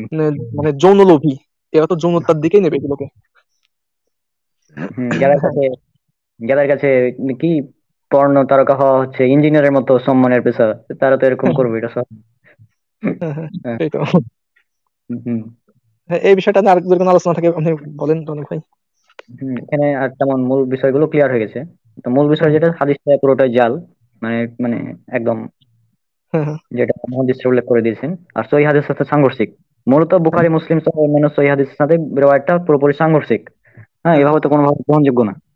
হ্যাঁ, মানে যে হাদিসগুলোর মধ্যে সুই ঢুকানো যায় না, সেই হাদিসের সাথে সাংঘর্ষিক হলে সে হ্যাঁ অনেক সহি সেটাই। হাদিসই বাদ পড়ে। মানে বুখারী হ্যাঁ। মুসলিমের হাদিসের সঙ্গে অনেক মানে সাংঘর্ষিক হলে অনেক সহি হাদিসই বাদ বাদ পড়ে, আর সেখানে তো একটা জাল হাদিস। হ্যাঁ সেটাই। আচ্ছা, এগুলো তো আলোচনা হলো, প্রকাশ করবেন না। আচ্ছা, এখানে যে আলোচনা হলো, যে ধরা যাক এখানে আছে, উদাহরণ দিয়েছেন একটি, মানে ধরা যাক একজন মানুষ শিশুকাল থেকে তার চাচার বাড়িতে ভাই বোনদের সাথে বেড়ে উঠেছেন। বড় হবার পর একদিন তিনি তার চাচাতো বোনের বাড়িতে বেড়াতে গেলেন। বাড়িতে অন্যরাও ছিল। রাতের বেলা তিনি সে বাড়িতে ঘুমালেন। আচ্ছা, এখানে কি আপনারা কোনো অস্বাভাবিকতা বা অশ্লীলতা দেখতে পাচ্ছেন? গল্পের লোকটির মধ্যে কোনো মানে কি লম্পট, মানে হ্যাঁ লুচ্চামি দেখতে পাচ্ছেন কিনা এখানে? এই গল্পের মধ্যে এটা একজন মানুষের কথা বলা হচ্ছে। হুম, হ্যাঁ, এটা সুস্থ গল্প, এর মধ্যে কোনো অসুস্থতার তো কিছু নাই। সেটাই। সুস্থ স্বাভাবিক মানুষ এই গল্পে কি এমন ধরবে? কিন্তু এই বাংলার নাস্তিক্য মুক্তমানা, মানে যেগুলো আপনি বলেন সেগুলো এখানে উল্লেখ করা আছে, মূল কথা। হ্যাঁ, হ্যাঁ। কথা আছে যে ফুল থেকে মৌমাছি মধু নেই আর ভীমরুল নেই বিষ, তো এরা হচ্ছে ভীমরুলের মতো, যারা দারুণ, দারুণ লাগলো ভাই, আসলেই সত্যি বিমরুল নেই বিষ। তা এটা হচ্ছে, এরা হচ্ছে ভীমরুলের মতো, একটা ভালো ঘটনাকে এরা ঘুরিয়ে পেঁচিয়ে বানিয়ে দেবে। হ্যাঁ, হ্যাঁ, আচ্ছা, আলোচ্য রেওয়ায়তের শেষে আবার উল্লেখ আছে রাসূলুল্লাহ সাল্লাল্লাহু আলাইহি ওয়াসাল্লাম বের হয়ে গিয়ে লোকদেরকে ঘটনা জানালেন। তারা বিস্মিত হলো, বলল, হে মোহাম্মদ, যে সত্য প্রমাণ ঘটনা তো আমরা কোনোদিনও শুনিনি। তিনি বললেন, প্রমাণ এই যে আমি অমুক অমুক জায়গায় একটি কাফেলার পাশ দিয়ে যাচ্ছিলাম। মানে তিনি কাফেলার পাশ দিয়ে যাচ্ছিলেন, তাদের উটটি হারিয়ে গিয়েছিল এবং রাসূলুল্লাহ সাল্লাল্লাহু আলাইহি ওয়াসাল্লাম উটের সন্ধান দিয়েছিলেন। হ্যাঁ, আমি তখন হ্যাঁ, সামনের দিকে যাচ্ছিলাম, এরপর সেখানে ফিরে আসার পথে, আচ্ছা মানে এই ঘটনাটা উল্লেখ করা আছে এখানে। আর এখান থেকে আবার ওই কাফেলাটি আসলো, মানে মিরাজ থেকে ফেরার পথে রাসূলুল্লাহ সাল্লাল্লাহু আলাইহি ওয়াসাল্লাম একটি কাফেলাকে উটের সন্ধান দিয়েছিলেন, এটা আমরা সহিহ হাদিস থেকেও পাই। হ্যাঁ, এই ঘটনাটি আলোচ্য রেওয়ায়তের শেষ অংশে উল্লেখ আছে। তো এখান থেকে তো মিরাজের ঘটনাটাই প্রমাণিত হচ্ছে ওই রেওয়ায়ত থেকে হিসাবে, যদিও জাল, তাই না? হ্যাঁ, হ্যাঁ, সেটাই তো বলতেছি। হুম। হ্যাঁ, তারপর আমার লেখাগুলো চেঞ্জ হয়ে আর বোঝা যাচ্ছে না। আচ্ছা, হ্যাঁ, এই বিষয়ের এখানে আলোচনাটা মোটামুটি শেষ হয়েছে। কি হ্যাঁ আসছে? হ্যাঁ, ওই কাফেলারা বলছিল যে আমরা এক অদৃশ্য এক ব্যক্তির আওয়াজ শুনতে পাই, যে ব্যক্তি আমাদের উটের সন্ধান দিচ্ছিল। সে সময় আমরা উটকে ধরে ফেলি কিন্তু তাকে দেখতে পাইনি। মানে রাসূল সাল্লাল্লাহু আলাইহি ওয়াসাল্লাম তাদের উটের সন্ধান দিয়েছিলেন, কিন্তু তারা রাসূল সাল্লাল্লাহু আলাইহি ওয়াসাল্লামকে দেখতে পায়নি। হুম, হ্যাঁ, হ্যাঁ, এটা হ্যাঁ, উল্লেখ করা আছে। আচ্ছা, ওইটা আবার একটা তাহকিক আছে। আচ্ছা, সম্পূর্ণ আলোচনার সারাংশ হিসেবে বলা যায়, তো মোহাম্মদ সাল্লাল্লাহু আলাইহি সাল্লামের নামে অপবাদ দেবার জন্য যে রওয়ায়াত বিবরণ ব্যবহার করা হয় তা বিশুদ্ধভাবে প্রমাণিত নয়। বিশুদ্ধভাবে প্রমাণিত নয় এমন অনির্ভরযোগ্য বিবরণ থেকে কোনো আকীদা বা কোনো তত্ত্বের পক্ষে দলিল দেওয়া যায় না। 2 নম্বর পয়েন্ট, আলোচ্য বিবরণ যদি তর্কের খাতিরে বিশুদ্ধ ধরেও নি, তবু এর দ্বারা নাস্তিক মুক্ত মনার যে দাবি তা প্রমাণ হয় না। মোহাম্মদ সাল্লাল্লাহু আলাইহি সাল্লামের নামে যে অপবাদ দেওয়া হয় আলোচ্য বিবরণে, ঘুণাক্ষরেও সে অপবাদের সর্বপক্ষে কোনো তথ্য নেই, বরং ওই বিবরণ দ্বারা এমন অভিযোগ সত্য হওয়া যে কতটা অসম্ভব সে প্রমাণই পাওয়া যায়। নাস্তিক মুক্তমনাদের অভিযোগ সম্পূর্ণ কাল্পনিক ও তাদের মস্তিষ্ক প্রসূত। 3 নম্বর পয়েন্ট, উপরোক্ত আলোচনার বিবরণের শেষাংশে ইসরা মিরাজের তথা মোহাম্মদ সাল্লাল্লাহু আলাইহি ওয়াসাল্লামের নবুয়তের সত্যতা প্রমাণ আছে। এই বিবরণকে দলিল হিসাবে নিলে মোহাম্মদ সাল্লাল্লাহু আলাইহি ওয়াসাল্লামকে সত্যবাদী এবং নবী হিসেবে মেনে নিতে হবে। সবচেয়ে বলবো, উপরের দিকে তাকিয়ে সূর্যকে থুতু দিতে চাইলে সে থুতু কখনো সূর্য অব্দি পৌঁছে না, বরং ওই থুতু নিজের গায়েই পড়ে আর সূর্য তার মতোই কিরণ দিয়ে যায়। আল্লাহর হাবিব মোহাম্মদ সাল্লাল্লাহু আলাইহি ওয়াসাল্লামের নামে মিথ্যাবাদ দিতে গিয়ে নাস্তিক মুক্ত মনারা বরং নিজেদের কুৎসিত মন মানসিকতাকে সকলের সামনে উন্মোচিত করে দিয়েছে। তারা তো এমন বিবরণকে এই অপবাদের কাজে ব্যবহার করতে চেয়েছে, যাকে দলিল হিসেবে ধরলে ইসরা মিরাজের তথা মোহাম্মদ সাল্লাল্লাহু আলাইহি ওয়াসাল্লামের নবুয়তের সত্যতাকেই মেনে নিতে হয়। কিন্তু তা মানার সৎ সাহস কি তাদের আছে? অর্থাৎ তারা হাদিসের এক অংশ নিবে আর এক অংশকে বাদ দিবে, বিষয়টা এমন। যদিও হ্যাঁ, জাল। হ্যাঁ। হ্যাঁ। আর 3 নম্বর অভিযোগ। আচ্ছা। একটা বিষয় কি, নবী। একটা হ্যাঁ, বলেন। একটা বিষয় কি, একটা বিষয় দেখেন, ওই যে যেই নাস্তিকে সর্বপ্রথম এই কথাগুলো আমাদের বাংলায় সারজ আলীর থেকে আলো ছড়াইছে। দেখেন, যে নাস্তিক এই কথাটা বলে, ওরে আগে একটা কথা বলতে হবে, সেটা হলো মনে কর বেটা, ওরে বলতে হবে, মনে কর বেটা, তোর বউ বা মনে কর তোর দাদি আর তোর বাপ এক ঘরে একদিন রাত্রেবেলা শুয়ে আছে, ঠিক আছে? তার মানে কি, এক ঘরে এক জায়গায় শুয়ে আছে, এক বাড়ি শুয়ে আছে, তার মানে তোর দাদি আর তোর বাপ আছেন লাগালাগি করেছে, তোর বোন আর তোর বাপ লাগালাগি করেছে। এদের যে কি বলতে হবে ভাই, না হাদিসের কোথাও কোনো এরকম কোনো ইঙ্গিত নাই, বা তখনকার সময়ের কেউ এরকম কোনো কথাও বলেনি, ঠিক আছে? নাউজুবিল্লাহ। মা আয়েশা সম্পর্কে যে সমস্যা একটা কুচ্ছা ডরাইছিল মুনাফিকরা এবং তখনকার মুশরিকরা, যদি এই ঘটনা নিয়ে তারা একটা কথা বলে, ঠিক আছে, তো মেনে নেওয়া যায়, তখন এটা ডরাইছিল। কিন্তু এটা এমন একটা বিষয়, মানে কখনো মুশরিক কাফেরদের মাথায় এই জিনিসটা কখনো আসেনি, কখনোই আসেনি। অথচ এই নির্বোধের দল সব থেকে, মেরাজের ঘটনা বলতে গেলে সব থেকে বেশি লাফায় এটা নিয়ে। হ্যাঁ, যে রসুল উম্মে হানির ঘরে যে আত্মগোপন করেছিল নিজের ঘরে না থেকে, আর সেখানে যে অবৈধ কর্ম করেছে, এখন নিজের ঘরে ফিরে আসে বলতেছে আমি ওই রাত্রে গেছিলাম মিরাজে, হ্যাঁ, আলাক্সায় চলে গেছিলাম নিজের ঘর থেকে আত্মগোপন করে। এদের কি বলতে হয় ভাই, এদের মানে কতটা একটা অসুস্থ মানুষ হলে এরকম অস্বস্তিকর একটা কথা বলে। যাই হোক, পরের এসে যান।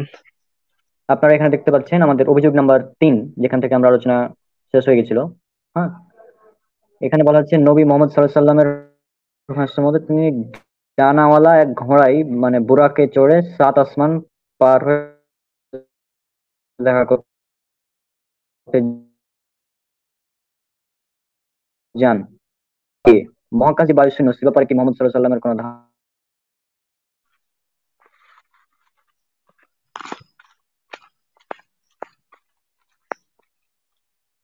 রনক ভাই, হ্যালো?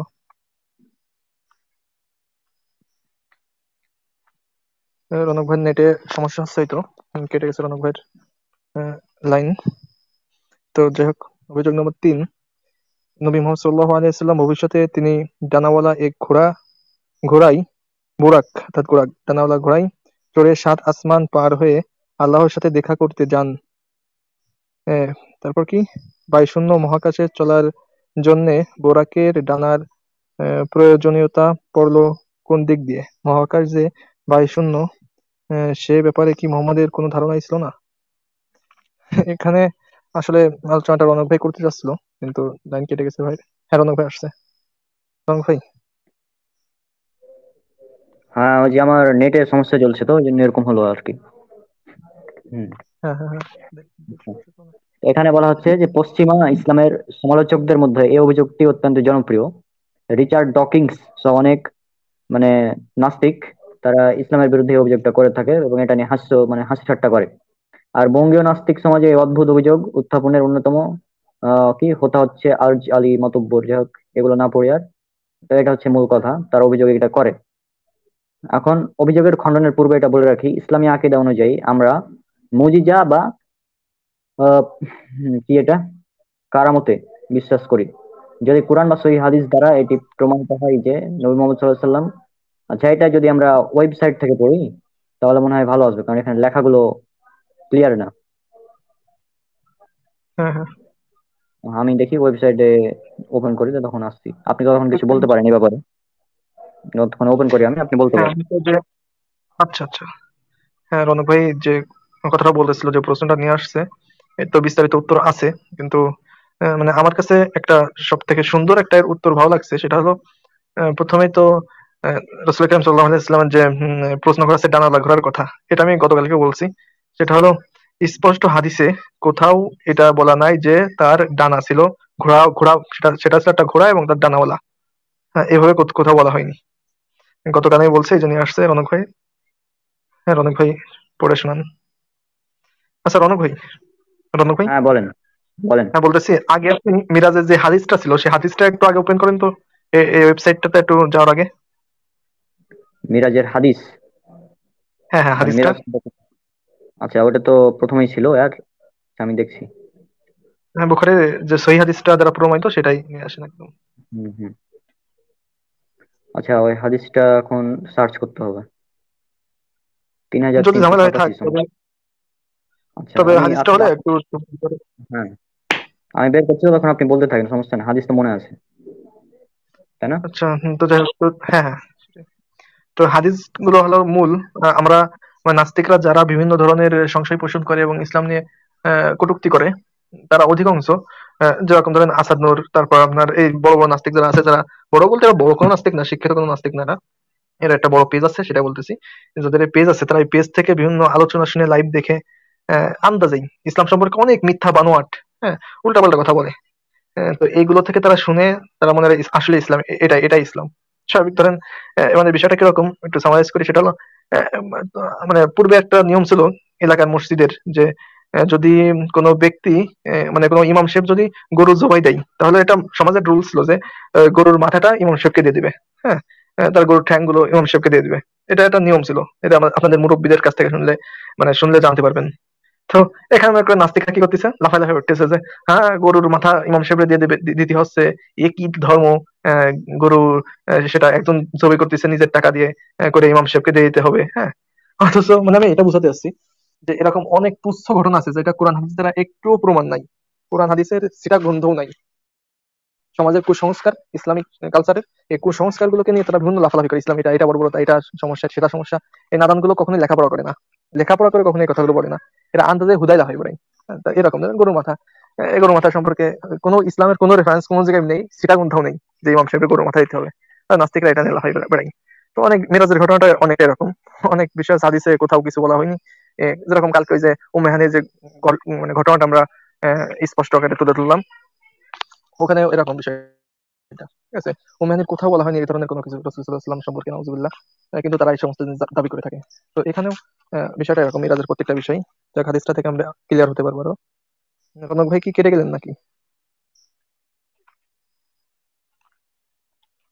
হাদিসটা, আচ্ছা, রনক ভাই শুনতে পারছেন আমাকে?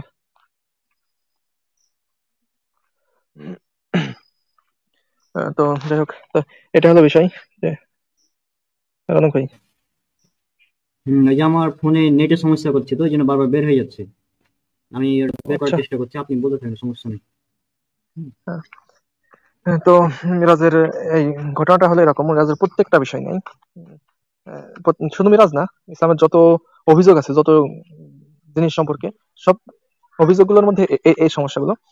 তারা আসলে মূল ইসলামের যে মূল অথরিটি, মূল সোর্স যেগুলো থেকে ইসলাম এসেছে, মনে করেন কোরআন এবং হাদিস আমাদের মূল উৎস। হ্যাঁ, তো এই কোরআন হাদিসের মানে কোথাও কোনো সিটা ফোটাও নাই যেখানে সেই সমস্ত মানে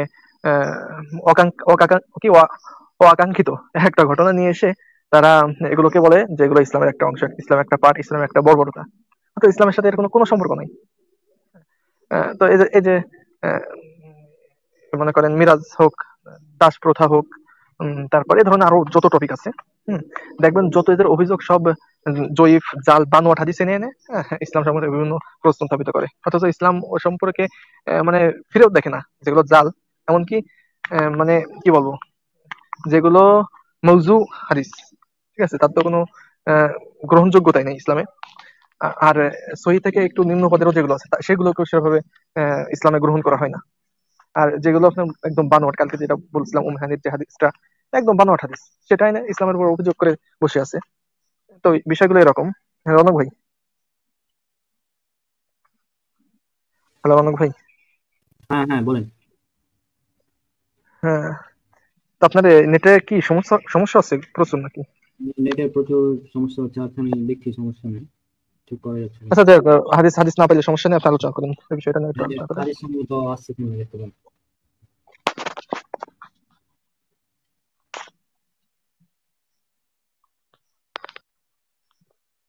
দাঁড়ান, আমি দেখতেছি।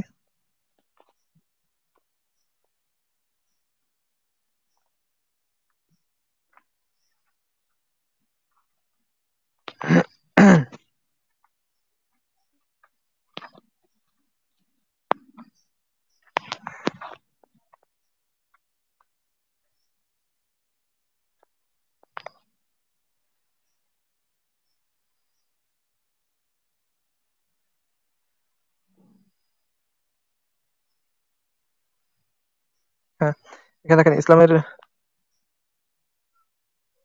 রনক ভাই হাদিস পেয়েছেন? হ্যাঁ হ্যাঁ, ওই যে দেখতে পাচ্ছেন তো স্ক্রিনে নাকি? হুম। মিসকাতের একটু একটু 5852। হ্যাঁ, একটু জুম আচ্ছা, করেন আমি তাহলে দেখতে একটু সুবিধা হবে বড় করলে। করা ঝামেলা, আচ্ছা দেখছি তো। যাক, তো সমস্যা নেই, পড়তেছি শুনুন। হুম হুম। কাতাদা রাদিয়াল্লাহু তাআলা আনহু আনহু আনাস ইবনে মালিক রাদিয়াল্লাহু তাআলা হতে তিনি মালিক ইবনে কি মাসলামা রাদিয়াল্লাহু তাআলা হতে বর্ণনা করেন। এই এই করেন না ভাই, এমনি এমনি সাদা কালিতে কালো কালিতে পড়তে সুবিধা আছে, অনেক ছোট তো চোখে দেখা যাচ্ছে না। উম, যাক, সনদ থাক। এবার কি বর্ণনাকারী বর্ণনা করেন এই সময় হঠাৎ একজন, অনেক ছোট ভাই, আপনি পড়েন তো, আমি বুঝতেছি না, একদমই বোঝা যাচ্ছে না, ফোনের স্ক্রিনে তো বোঝা যাচ্ছে না। আচ্ছা, আমি পড়ছি এখানে। বর্ণনাকারী, আচ্ছা, একদিন আমি কাবার হাতিম অংশে কাত হয়ে শুয়েছিলাম। তারপর বর্ণনাকারী কাতাদা কখনো কখনো হাতিমের স্থলে হিজর শব্দ বলেছেন। আচ্ছা, এমন সময় হঠাৎ একজন আগন্তুক আমার কাছে আসলেন এবং তিনি এই স্থান হতে ওই স্থান পর্যন্ত চিরে ফেলেন, অর্থাৎ কণ্ঠনালীর নিম্নভাগ হতে নাভির উপরিভাগ পর্যন্ত বিদীর্ণ করলেন। তারপর ইমানে পরিপূর্ণ একটি স্বর্ণের থালা আমার কাছে আনা হলো। এরপর আমার অন্তরকে ধৌত করা হলো। তারপর তাকে ইমানে পরিপূর্ণ করে আবার পূর্বের জায়গায় রাখা হলো। অপর এক বর্ণনা আছে, অতঃপর জমজমের পানি দ্বারা পেট ধৌত করা হয়। পরে ঈমান ও হিকমতে তাকে পরিপূর্ণ করা হয়। তারপর আকারে খচ্চরের চেয়ে ছোট এবং গাধা অপেক্ষা বড় এক সাদা বর্ণের বাহন আমার সম্মুখে উপস্থিত করা হয়। তাকে বলা হয় বুরাক। তার দৃষ্টি যতদূর যেত সেখানে তার পা এবার রাখতো। একটু একটু একটু নবী একটু পিছন সাল্লাল্লাহু থেকে আরেকবার পড়েন ভাই, আমার সামনে কি উপস্থিত করা হলো? আমার সামনে একটি বাহন উপস্থিত করা হলো। হ্যাঁ। হুম। হ্যাঁ, এই যে তারপর আমার বলেন। সামনে সাদা বর্ণের একটি বাহন উপস্থিত করা হলো, মানে সম্মুখে উপস্থিত করা হলো, তাকে বলা হয় বুরাক। তার হ্যাঁ। দৃষ্টি যতদূর যেত তার পা সেখানে রাখতো। নবী সাল্লাল্লাহু আলাইহি ওয়াসাল্লাম বলেন, অতঃপর আমাকে তার উপর আরোহণ করানো হলো। হুম। এখানে কোথাও বুরাকের ডানা ছিল ইত্যাদি হ্যাঁ। বর্ণনা হ্যাঁ। নাই। হ্যাঁ। এখানে এখানে হ্যাঁ এটা আমি বলতে চাচ্ছি যে অভিযোগগুলো তারা করে করে মূলত ইসলামিক সোর্স এই হাদিসটার উপর থেকে তারা যত অভিযোগ করে, হাদিসটা তো বুখারী থেকে বের করেছেন নাকি? হ্যাঁ, হাদিস এটা বুখারী মিসকাত থেকে বের করেছি। এটা বুখারী মুসলিম আছে, বুখারী হ্যাঁ। হ্যাঁ, 3207। বুখারী মুসলিম। হ্যাঁ। হ্যাঁ, সহিহাইন সহিহাইনে রয়েছে এটা। যার মধ্যে আমি তো বলছি হ্যাঁ বুখারী, বিশেষ করে বুখারীর মধ্যে চুল ঢুকানোরও কোনো সুযোগ নাই। চোখ বুঝে এটা হ্যাঁ। সহিহ হাদিস। যদি অন্য হুম, গ্রন্থগুলোতে একটু জয়ীফ হাদিস পাওয়া যায়, সেগুলো পরিত্যাজ্য এই হাদিসের কাছে। তো আমাদের আসলে আলোচনার শুরুতেই এটা আগে সামারাইজ করার প্রয়োজন ছিল, এটা একটু ব্যাখ্যা করার প্রয়োজন ছিল যে এখানে হাদিসে কোথাও বলা হয়নি যে রাসূল সাল্লাল্লাহু আলাইহি ওয়াসাল্লাম কোনো ঘোড়া, তারা যে বিভিন্ন চিত্র অঙ্কন করে নাস্তিকরা, অঙ্কন করে করে নিয়ে আসে যে একটা ঘোড়া, তার দুটো ডানা রয়েছে। আল্লাহ রাসূলকে এখানে বলছে যে সেটা ঘোড়া ছিল এবং তার দুটো ডানা ছিল, এই ধরনের কিছু।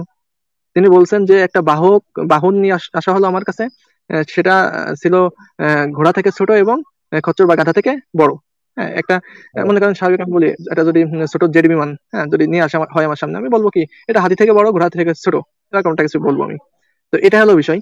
তো এখানে কোথাও বলা হয়নি যে এটা ঘোড়া ছিল এবং তার দুটো ডানা ছিল, এটা না রনক ভাই? হ্যাঁ হ্যাঁ, এটা হচ্ছে তারা ওই জবাবে। হ্যাঁ, তারা যে মূল অভিযোগটা নিয়ে আসে, এই অভিযোগটা আসে কোথা থেকে? এটা এই ডানা ওলার কথা নিয়ে আসে, যে আপনি যে অভিযোগটা নিয়ে আসছেন যে বায়ুশূন্য স্থানে ডানা নিয়ে সে উড়বে কিভাবে? আমি কালকে বলছিলাম যে যদি সে বায়ু শূন্য হতো পৃথিবীটা, তাহলে পাখিগুলো নিচে পড়ে যেত এবং বিমান উঠতে পারতো না। হ্যাঁ।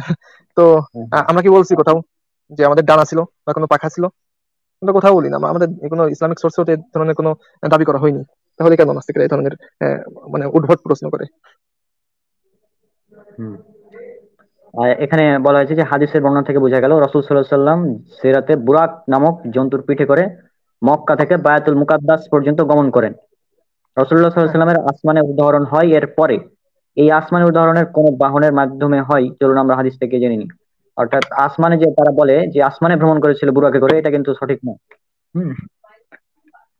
এখানে বলা হয়েছে যে রাসূল সাল্লাল্লাহু আলাইহি ওয়াসাল্লাম শুনছি বায়তুল মুকাদ্দাসের কাজ শেষ হবার পর আমার সামনে একটি সিঁড়ি উপস্থিত করা হলো। আমি এমন সুন্দর জিনিস আর কখনো দেখিনি।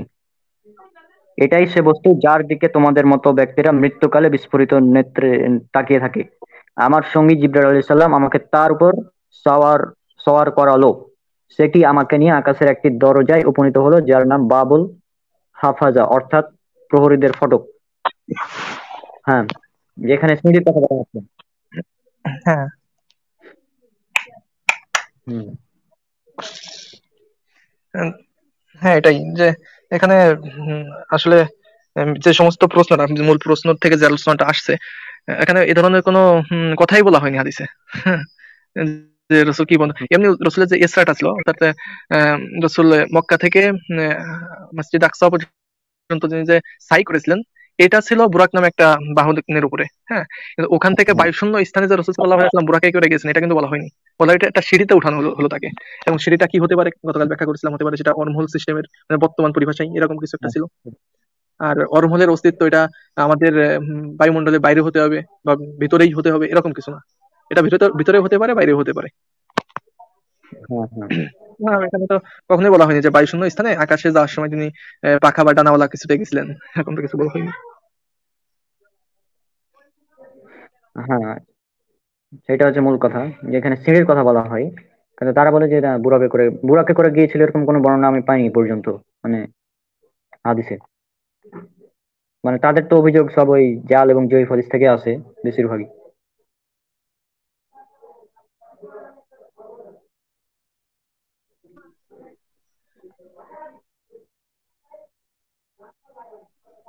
সেটাই বলতেছিলেন ভাই, কোনো মনে করেন জাল হোক বা জয়ীফ হোক, কোনো ধরনের হাদিসে নাই। একদম বানোয়াট হাদিসেও বলা হয়নি যে বুরাকে করে তিনি মহাশূন্যে বা প্রথম আসমান পাড়ি দিয়েছেন, কোথাও বলা হয়নি।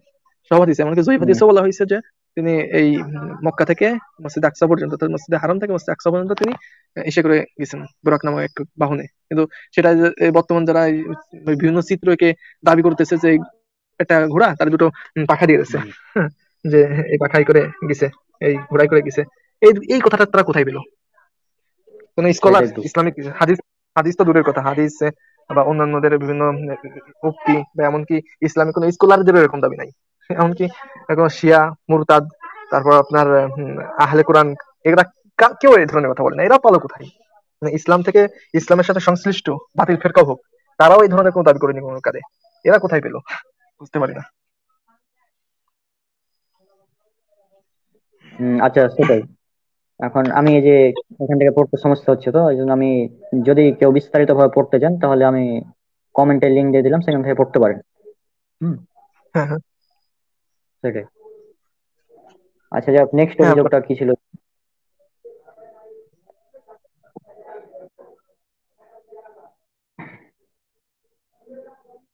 এই অভিযোগ অলমোস্ট কমপ্লিট আমাদের। এরপর সম্ভবত ছিল 50 অক্ট থেকে 5 অক্ট করা হলো, এটা থেকে আল্লাহর সিদ্ধান্ত পরিবর্তন হয়েছে, এরকম ছিল। হ্যাঁ হ্যাঁ, এই অভিযোগটা, হ্যাঁ এটা নিয়ে আপনি বলেন। এটা তো তেমন কিছু না, এটা আসলে আল্লাহ সুবহানাহু ওয়া তাআলা ওখানে উল্লেখ করা আছে। এখানে একটি বিশেষ মানে ব্যাপার আছে, সেটা হচ্ছে যে আল্লাহ যে 50 ওয়াক্ত নামাজ প্রথমে ফরজ করলেন, হ্যাঁ, মানে আল্লাহর নামাজটা যে কত গুরুত্বপূর্ণ, এই গুরুত্ব বোঝানোর জন্য এটা বলা হয়েছে সেখানে। আল্লাহ তো আগে থেকে জানতেন যে মোহাম্মদ সাল্লাহ সাল্লাম এভাবে আসবেন, মুসা আলাহিসাল্লাম সাল্লাম বলবেন, এগুলো আল্লাহ আগে থেকে জানতেন। কিন্তু তারপর কেন তিনি এভাবে করলেন, এটা হচ্ছে গুরুত্ব বোঝানোর জন্য। আমি যেটা মনে করি, যেটা হচ্ছে গুরুত্ব বোঝানো হয়েছে এখানে। হ্যাঁ, তাছাড়া একটা বিষয় হলো সিদ্ধান্ত চেঞ্জ করার করা না করার মধ্যে তো প্রভুত্বর কোনো মানে গুণ এতে কমতি হয় না। হ্যাঁ, একটা লোক, একটা মানে আপনার স্যার, তার কাছে একটা জিনিস, স্যার একটা জিনিস নির্ধারণ করে দিল যে তুমি প্রত্যেকদিন 18 ঘন্টা পড়ালেখা করবা। এখন আমি বললাম হ্যাঁ স্যার আমার একটু কষ্ট হয়ে যাবে, একটু কমাই দেবেন। হ্যাঁ, স্যার বললো আচ্ছা ঠিক হ্যাঁ আছে যাও তাহলে তুমি 15 ঘন্টা পড়ো।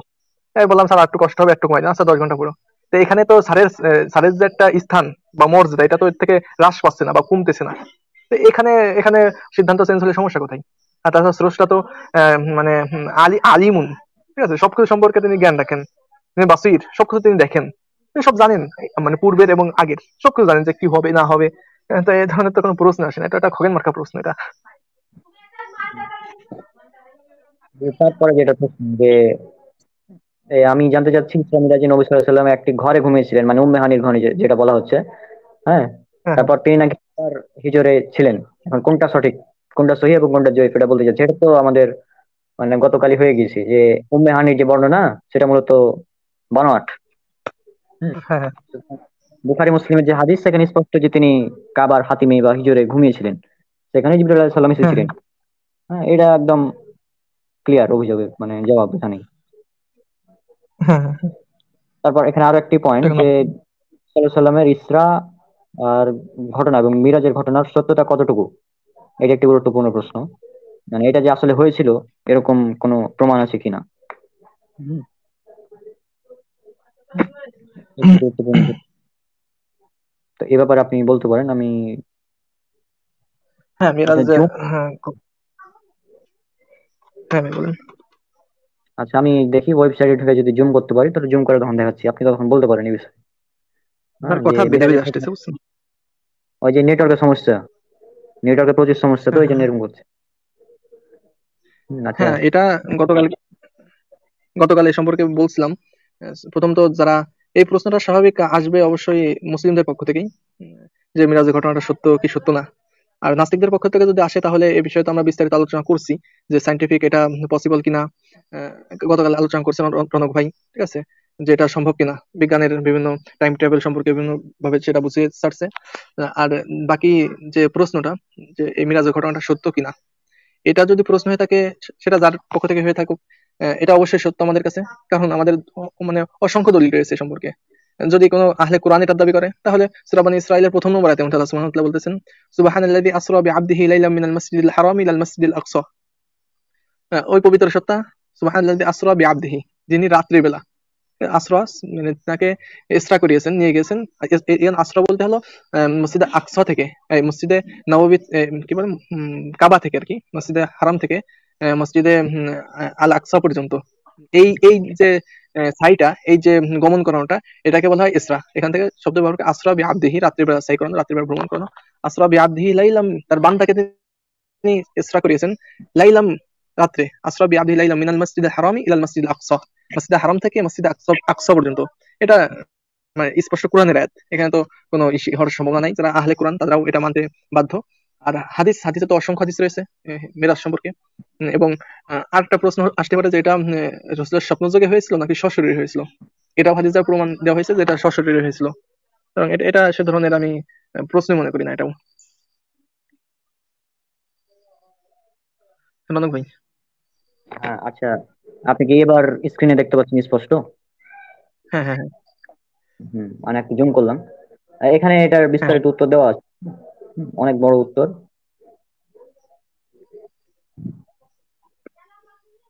মানে এখানে বিস্তারিত ভাবে উত্তর দেওয়া আছে, আমরা এগুলো এখন যদি পড়ি অনেক টাইম লাগবে। তো সেটা হচ্ছে হ্যাঁ কথা যে এখানে এ বিষয়ে বলার তেমন কিছু নেই, আমরা বৈজ্ঞানিক প্রমাণ দিয়েছি। হ্যাঁ, প্লাস যদি হ্যাঁ আপনারা এখান থেকে বিস্তারিত করে নেবেন।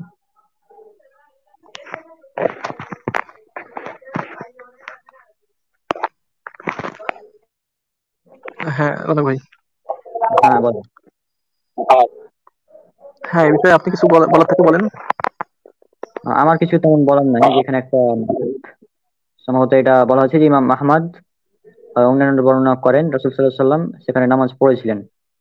আচ্ছা, মানে এখানে ম্যাপটা উল্লেখ করা আছে ওই সে সময়ের। হ্যাঁ হ্যাঁ তারপরে আল আকসা বাইতুল মুকাদ্দাস কমপ্লেক্সের মানচিত্র। তারপরে এখানে আরো কিছু তথ্য দেওয়া আছে।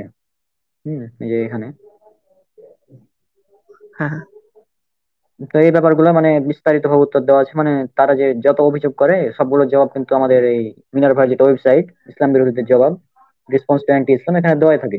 কিন্তু সমস্যাটা হচ্ছে যে তারা অভিযোগগুলো দেখে কিন্তু জবাবগুলো দেখে না, দিয়ে তখন আধা নাস্তিক হয়ে যায়। প্রথমে আধা নাস্তিক হয়, পরে পুরো নাস্তিক হয়ে যায়। ঠিক না? হ্যাঁ হ্যাঁ হ্যাঁ, উম, এটাই। এটা আমি বলছি, সেটাই। আমি প্রথমে বলছি ভাই, মিরাজ সম্পর্কে বা এই ধরনের যত অভিযোগ আছে ইসলামের উপর, এরা অধিকাংশ যারা সংশয়ে পড়ে, এরা কখনোই পড়ালেখা করে পড়ে না। এরা যদি হাদিসটা দেখতো এবং ভালোভাবে গবেষণা করতো যে আসলে কি মিরাজে কোনো ঘোড়ার কথা বলা হয়েছে, বা আসলে কি হুম, হুম, কোনো পাখার কথা বলা হয়েছে, বা হ্যাঁ, ডানাওয়ালা পাখা নিয়ে কি তিনি বায়ু শূন্য মহাশূন্যে তিনি গমন করছিলেন, এগুলো যে তারা হাদিস থেকে একটু ঘাটাঘাটি, এগুলো সবগুলো মিথ্যা অভিযোগ করা হয়েছে কোরআন সম্পর্কে, কোরআন হাদিস হ্যাঁ, হাদিসের উপর মিথ্যা বানোয়াট কথাবার্তা এগুলো। এটাই। সেটাই। তো আচ্ছা, আজকে আর মনে হয় অভিযোগ ছিল না, এই কয়েকটাই ছিল, তাই না?